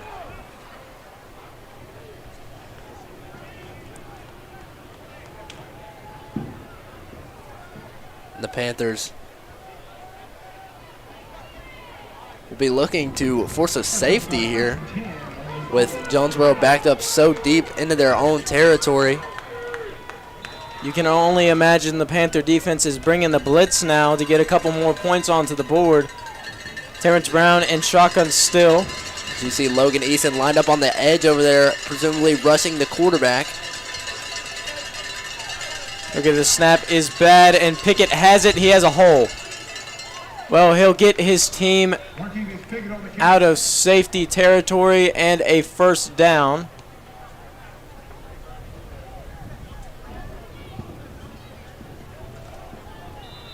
With 5 minutes and 14 seconds left to play in the third quarter, the Panthers lead 24-7 as Terrence Brown will look at a 1st and 10 opportunity.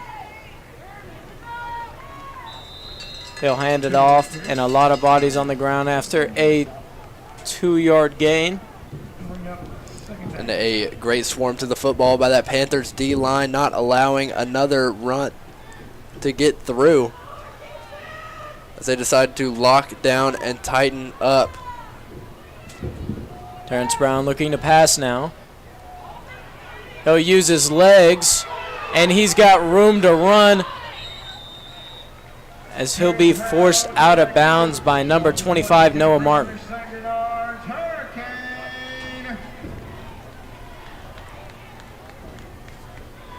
First and 10, Hurricane. And Terrence Brown showing off the legs. Not something that we've got to see a lot of tonight.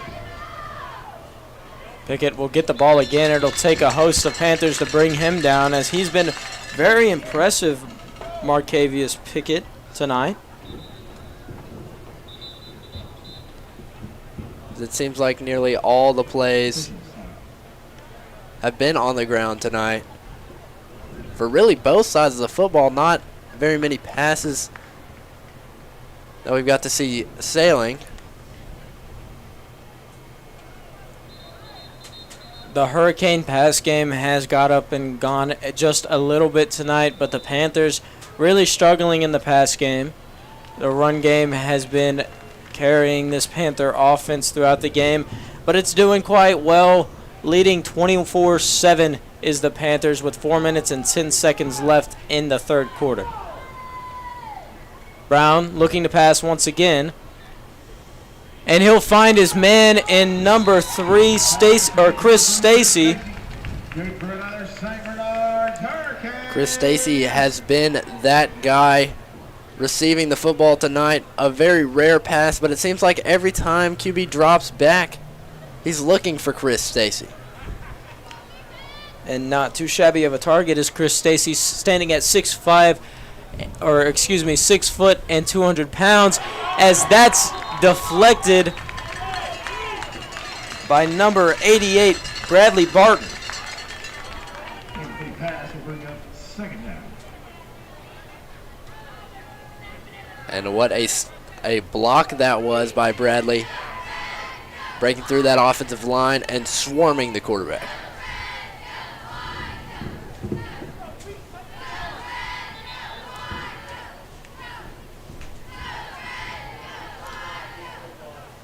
They'll reset the clock now. 3 minutes and 56 seconds as Terrence Brown looks at second down and 10 to go. There are penalty markers on the field now. That will be a obvious false start on number 65, Rashad Staten. As it seemed like he just stood up, not really pushed back to pass block, but kind of just stood straight up. It's an obvious call, hurting his team, but helping the Panthers here on defense. That'll make it second and long for Terrence Brown. On the bootleg, chased down by Logan Eason. He'll get the throw off, but he won't find his man intended for number 13, Rylan Jones. And not an easy pass to make whenever you have Logan Eason tracking you down. The stud linebacker, part of this fantastic linebacker core that Cabot possesses, will force a third and medium.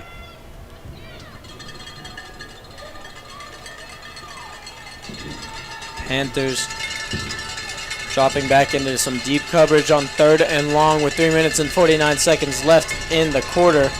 Pickett in motion. Brown looking to throw. Can't find a man. Looking to escape pressure. And he'll find number 85. And with a one final push, they'll cross the first down marker. That'll be Davion Woods on the reception, and what a reception from the Hurricane. As it appeared there was a little bit of lapse in the defense right there. As for the first time this half, the Hurricane will cross their 50-yard line. Brown with pressure. He'll look to throw it away. Panther fans looking for the intentional grounding call.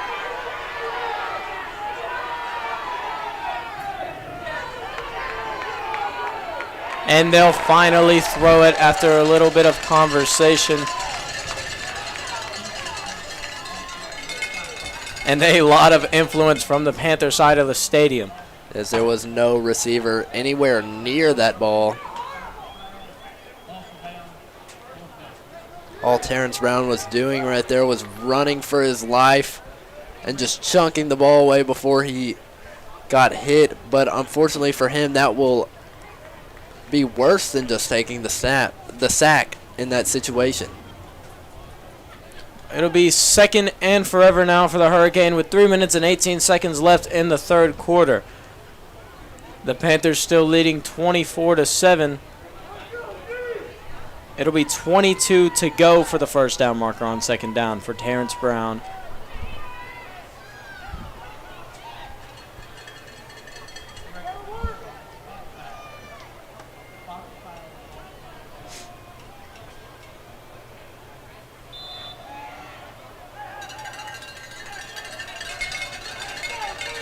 The Hurricane looking to take the snap now. With pressure, he'll escape, but not for long as he meets Gavin Vest around the line of scrimmage. It'll be a gain of about 3.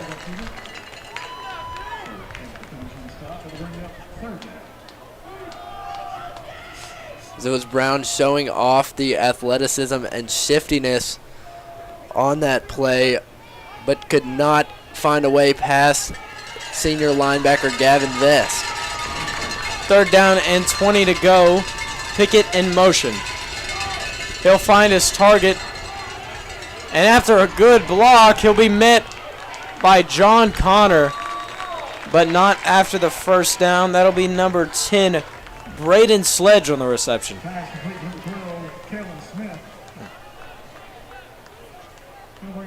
As Terrence Brown has found his man who had blockers, as it will be 4th and long, but Jonesboro will be going for it here.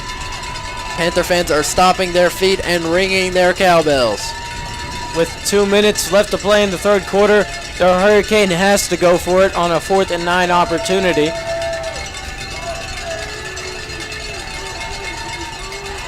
Terrence Brown trying to get the snap off, but it'll be a delay of game,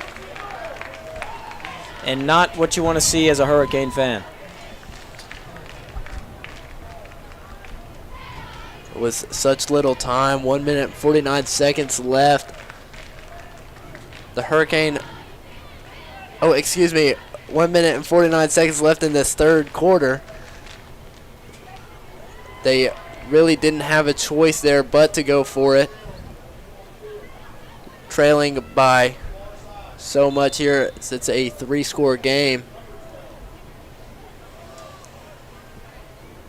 Well, it'll change to 4th down and 14 rather than 4th and 9, but it won't change the play call from Hurricane head coach Tyler George. Alone in the backfield is Brown. Gavin Vest in pursuit, and it's a sack. What a play from Gavin Vest. And what else would you expect whenever you see Gavin Vest moving up towards that line of scrimmage? You know he's rushing. And what a hit he delivered on the quarterback right there to force the turnover on downs. And just blowing right past the offensive line is All-State linebacker Gavin Vest. And it'll be a turnover on downs for the Cabot Panther offense. And here they come. Charlie Powell and his brother Cooper in the backfield now. And what a defensive play. And hopefully that will lead to some points on the scoreboard from this offense. Set up right around the Jonesboro 45. Charlie will give it to his brother Cooper. Cooper bouncing around the outside. He'll find a little bit of space and gain about 5 yards on the play. A solid run from Cooper. Ran about 20 yards towards the sideline and then decided to cut upfield with not much room left. Showing off some speed and agility there. As the brother duo remains in the backfield together. 2nd down and 4 to go. Reardon in motion. He'll give it to Cooper, and he'll gain no yards on the carry, but it looked like he was going to get blown up in the backfield before a great block from Gavin Reardon. This is that Panther team did all that they could, as there is 1 minute and 15 seconds and ticking left in this third quarter. The Panthers be looking to get something done here on 3rd and 4. Charlie Powell with a 3rd down and 4 to go opportunity now. 55 seconds and ticking left in the quarter. He'll give it to his brother Cooper. Cooper trying to bounce around the outside, and he'll be stopped. The ball will come out, but they'll say he's down. It'll be 4th down for the Panthers.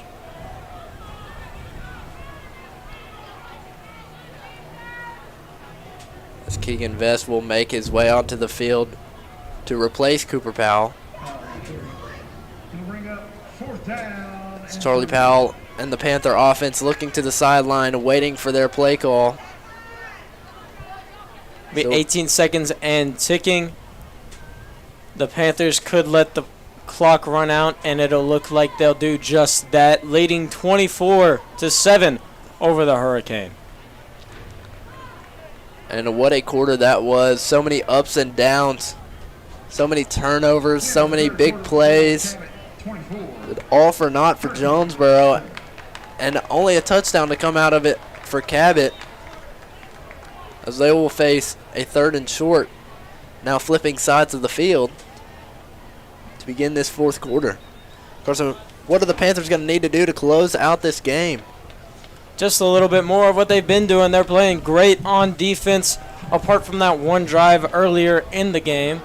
And they've been played even better on offense, which is not something we've been able to say throughout the season, as the defense has been outperforming the offense throughout it.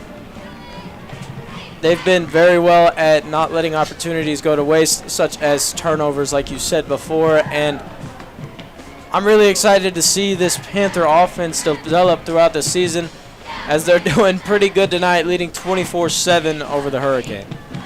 And like you were talking about the turnovers, excuse me, it's usually the team with the plus side on the turnover ratio, with the least amount of turnovers that wins the ball game. And the Panthers have been able to do that all night. Been very impressive on defense. The offense will have another chance here. 4th and 4. To kick off the 4th quarter, Charlie Powell will look at 4th and 4. He'll drop back. He has pressure. He'll find his man in Hayes Cox. Cox breaking up the field and hit hard by number 25, Marquise Stafford. And what a hit taken by Hayes Cox right there. But what a run after catch as well to pick up the 1st down.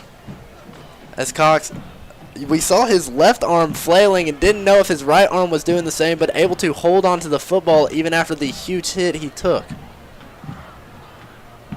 Charlie Powell looking to take the snap. He'll pitch it to Kreiner. Kreiner met by 3 members of the Hurricane. He'll gain about 1.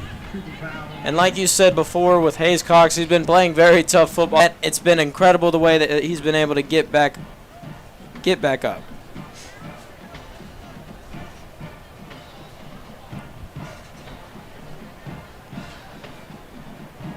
Speaking of Hayes Cox, in last week's game against the tough defense, against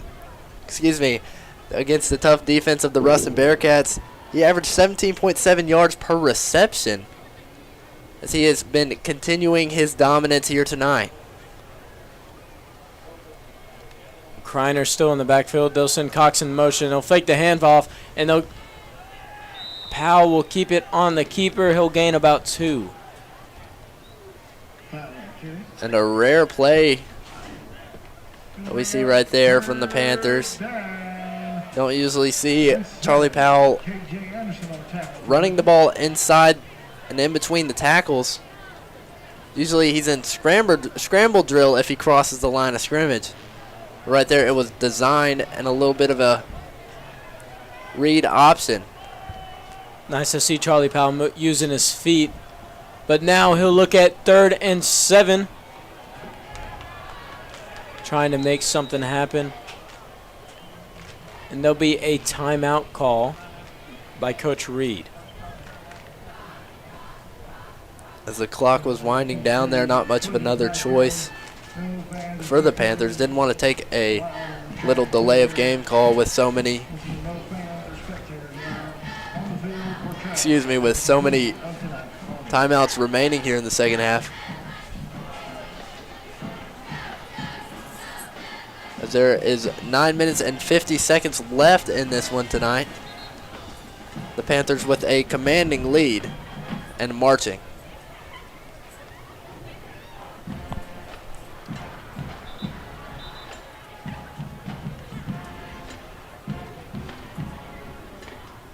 The Panthers leading 24-7 with 9 minutes and 50 seconds left in the game. It'll be 3rd and 7 to go in the Hurricane red zone.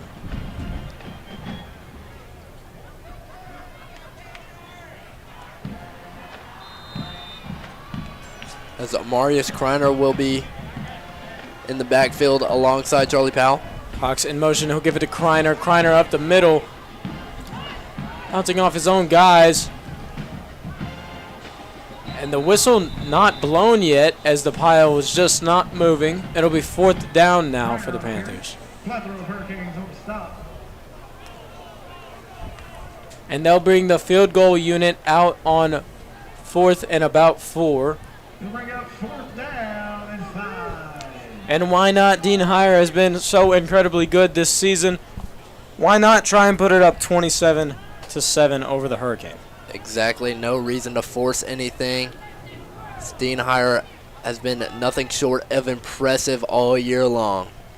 He's looking at about a 29-yard field goal, almost blocked, but it won't be. It's up and good. Another incredible kick from Dean Heyer. As he continues his dominance that he's had all season long.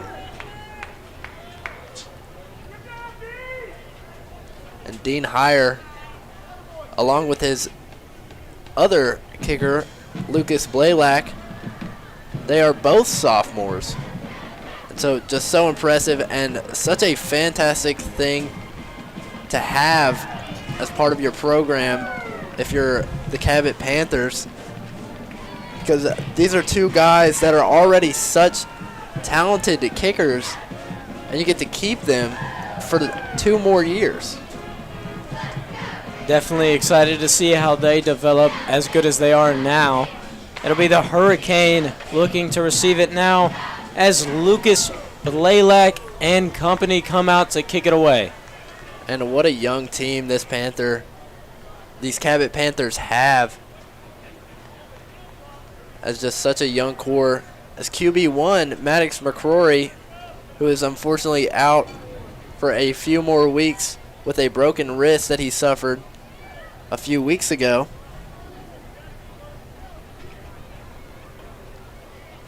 But he's another one of those sophomores on this Panther squad.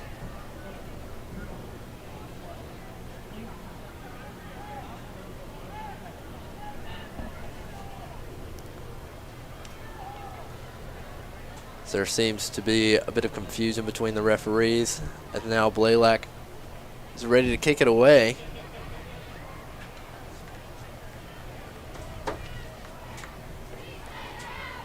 Blaylock looking set to kick this one away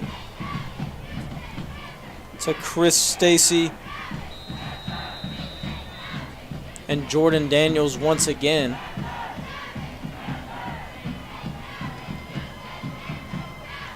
Blaylock's kick is up and just a bit short.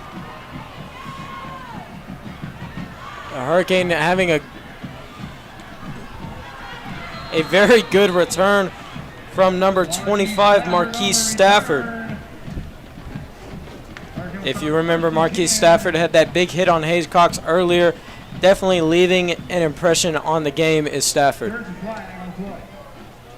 There is a flag out on the field, another one. As flags have been all over the game tonight.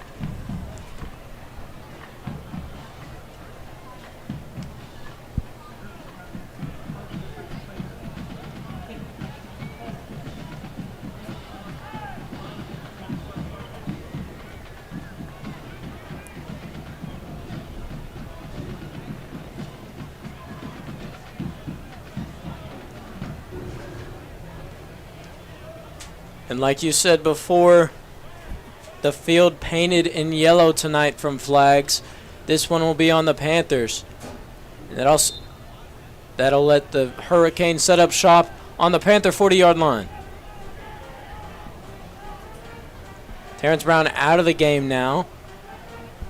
That'll be number 4, Caleb Smith on the completion, and that'll be a gain of about 7. And there's another tackle right there by Gavin Vest, who continues to leave his mark on this game. And excuse me, in at quarterback now is Asa Myers. Looking at a 2nd down and 2 to go. Pickett in motion.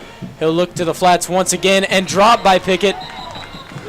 And hit hard by number 41, Landon Oliveto, looking for contact.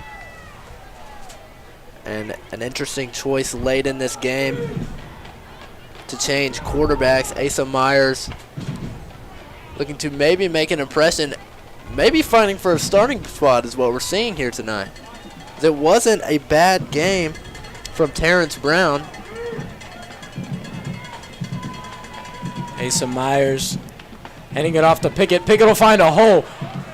Tries to jump over the Panther safety. He won't get over. And what a tackle. That'll be David Liddell, the sophomore. And you look up and down this roster and you see impact players making plays, and they are usually sophomores. Keeps Pickett on the carry, several Cabot defenders on the stop. We'll bring up 2nd down. Asa Myers looking at 2nd and 7 to go with 7 minutes and 50 seconds left in the game.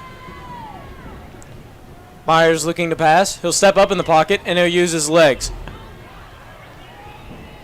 Brought down by a host of Panthers, but not after a gain of about 3.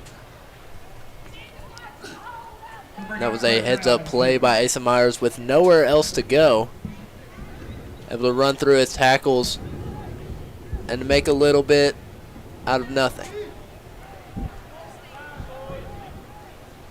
Asa Myers looking to take the snap. He'll give it to Pickett. Pickett hit in the backfield. Looks like the ball is loose. Marquez Pickett on the carry. Good for another St. Bernard Hurricane. Excuse me, that was a helmet. And Pickett will pick up the 1st down, and it'll be 1st and goal for the Hurricane. And what a rare sight this is for Jonesboro. Unfamiliar territory being in the red zone. Asa Myers on his first drive looks for the bootleg. He'll find the flats and hit by Gunnar Poe.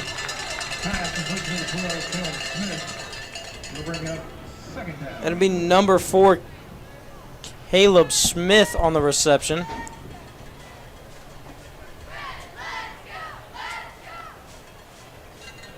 And just a great play blown up by the Panthers, pushing that Hurricane offense a little bit farther away from the goal line. Myers looking to pass. He'll throw deep into the end zone, and he's got a man in Chris Stacy. Pass complete to number 3, Chris Stacy. And there is a touchdown for Jonesboro with 6 minutes and 18 seconds left. It's still a 2-possession game. Do you imagine that whenever the Panthers get the ball back on offense, they will just be looking to drain as much clock as possible? It'll be number 27, Will Barnett on the kick once again. And with the Caleb Rudolph out, a big puzzle piece to our D-line, you would think that we'd be struggling with the run tonight, but 2 passes. The only touchdown scored from the Hurricane tonight. As the kick by Barnett will be good, and it'll make it 27-14, Cabot leading. Yes, that's 2 passes, each from different quarterbacks, as the late game substitution to bring in Asa Myers has been one that has paid off. Maybe Jonesboro wishing that they could have brought him in a little bit sooner. Well, yeah, when you see a quarterback come into the game this late and on their first drive, march down the field and score, especially against a defense this tough and of this caliber, you wish that you would have took your chances on Asa Myers just a little bit sooner, but unfortunately it might just be a little bit too late. It'll be 27-14 with 6 minutes and 18 seconds left in the game.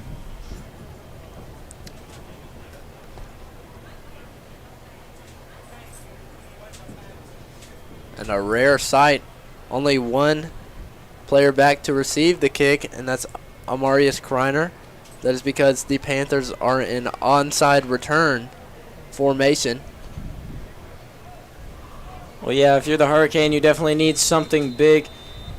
The guy who just drove in your last point, Will Barnett, will be kicking, presumably an onside kick.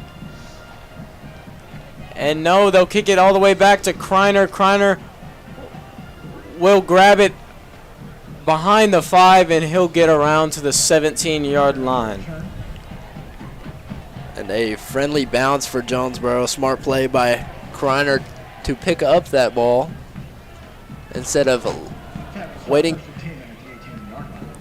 to see where the bounce leads, as we saw that in last week's game, as it was a costly turnover on a ball that really should have just been picked up and maybe even landed on. As Cabot's offense will now be taking the field. A whole new backfield now for the Panthers offense. It'll be Cale Turner and Amar Kreiner. Reardon in motion. Turner will give it to Kreiner. Kreiner finds a hole and breaks away from the first two members of the Hurricane and will gain about 6 on the play.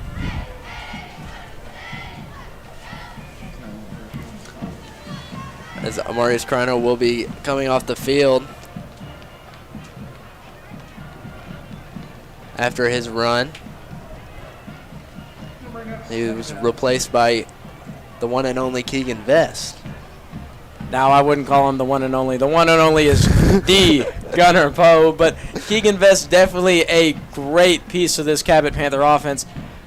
As Ritter will go in motion, and Turner looking to pass. He's got pressure. Standing strong in the pocket is him, and up to Gavin Reardon. What an amazing catch around the 43-yard line over 2 Hurricane defenders. A little bit of salt to the wound in this 27-14 lead for the Panthers with 5 minutes and 26 seconds left in the game. And Gavin Reardon with such a huge frame, unfortunately that play will be being called all the way back. And what an exciting one it was, but all for naught after the spectacular catch by Gavin Reardon, showing off some athleticism with his humongous frame. Definitely unfortunate for the Panthers, as now they'll be backed up to 2nd down and 15. Penalties killing both teams on each side of the ball tonight.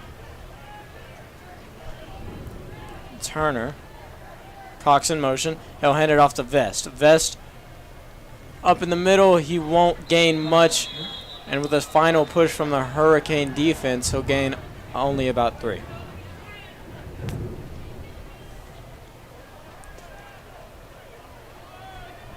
And really unfortunate for the Panthers after what we saw on that humongous gain, to get it all called back and only get 3 yards on what would have been the same play.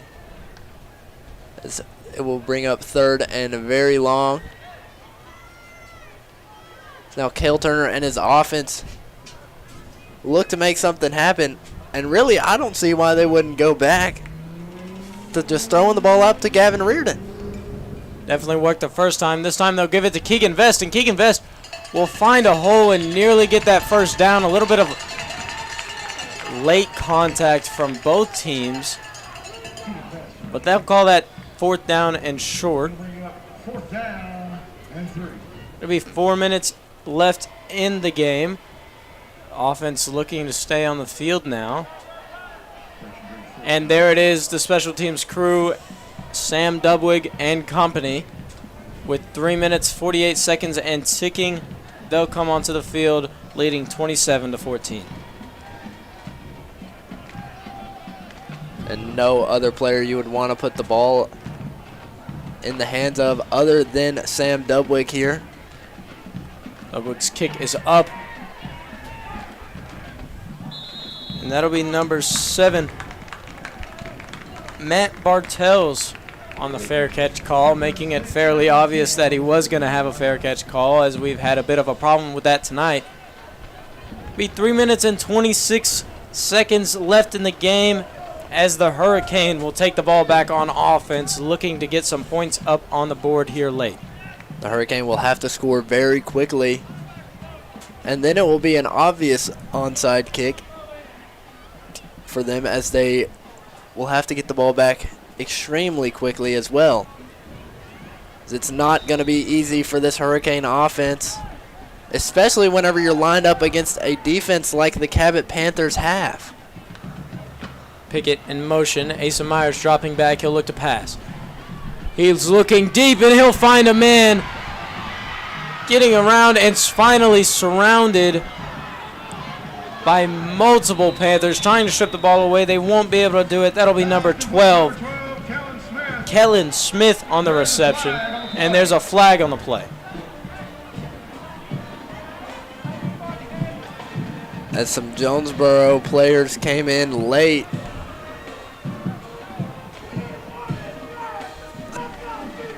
As there's definitely some excitement here on this visiting side of of Jonesboro Stadium.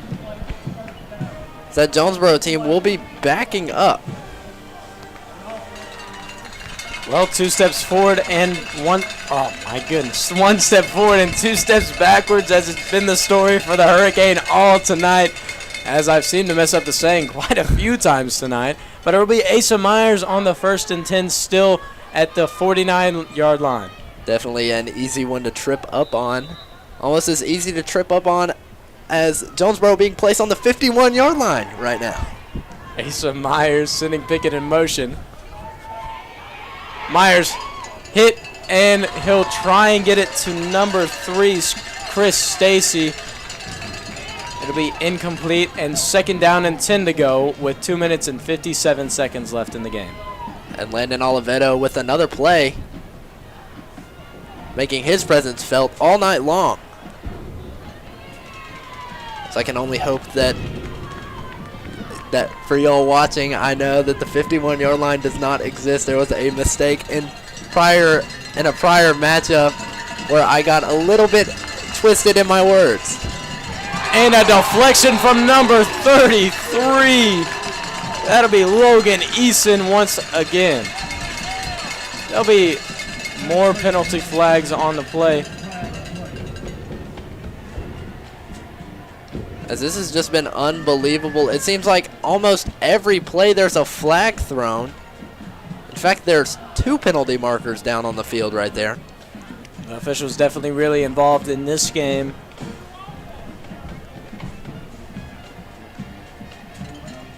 But nonetheless, a great block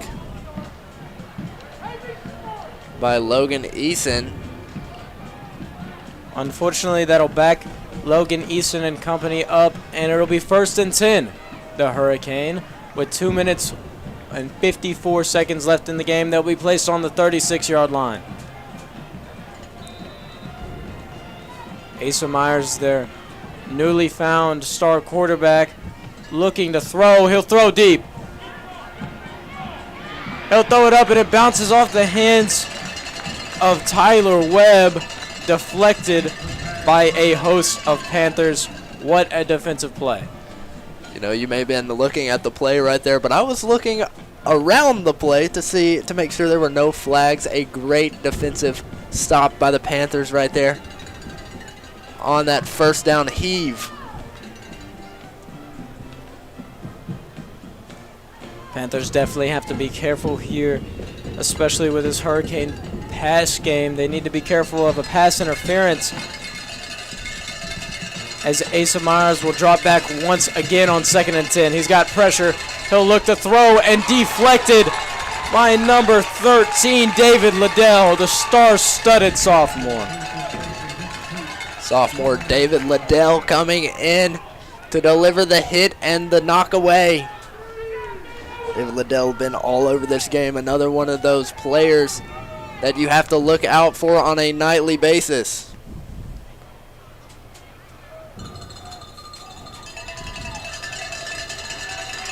2 minutes and 42 seconds left in the game. And hear those cowbells ring from the Panther side of the stadium as Asa Myers will look for a 3rd and 10 opportunity. The Panthers.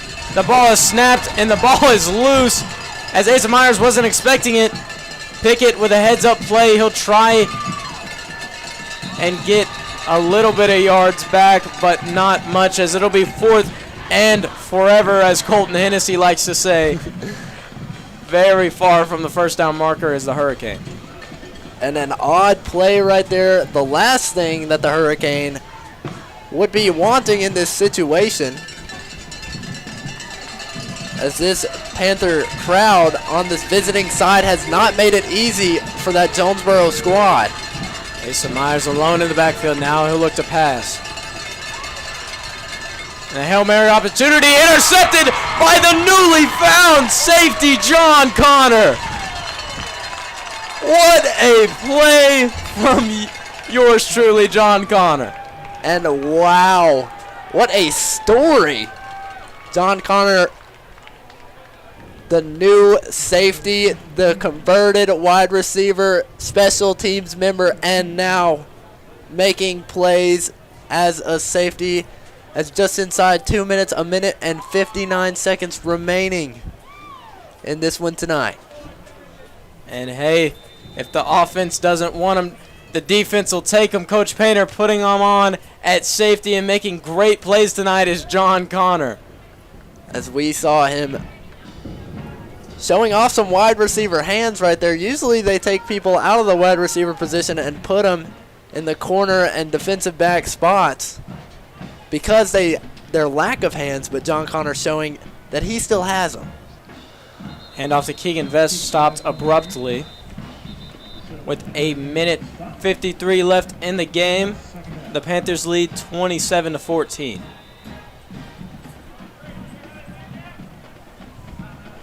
It'll be timeout Jonesboro now. As Jonesboro doesn't have much of a choice here late other than to call a timeout. Stop that clock, as the Panthers will be looking to just drain it.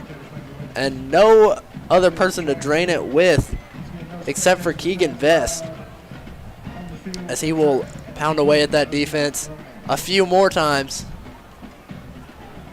to close this one out tonight. Not much you can do here as a Hurricane. You really needed that long bomb from Asa Myers. And unfortunately for them, great for us, John Connor with the incredible catch. I still really can't believe what he did there.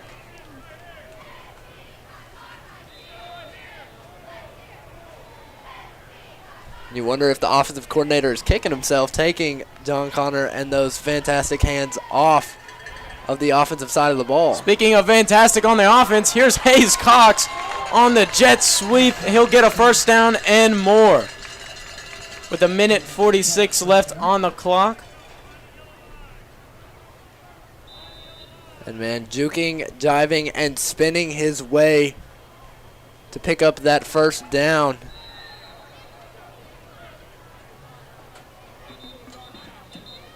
So ref signaling for the clock to start once more, as it is ticking within 1:40 seconds now. So there's still a bit of confusion. The clock not particularly working to the officials' favor. Yes, there does seem to be a bit of confusion. Play clock finally set at 1 minute and 27 seconds as it will continue clicking.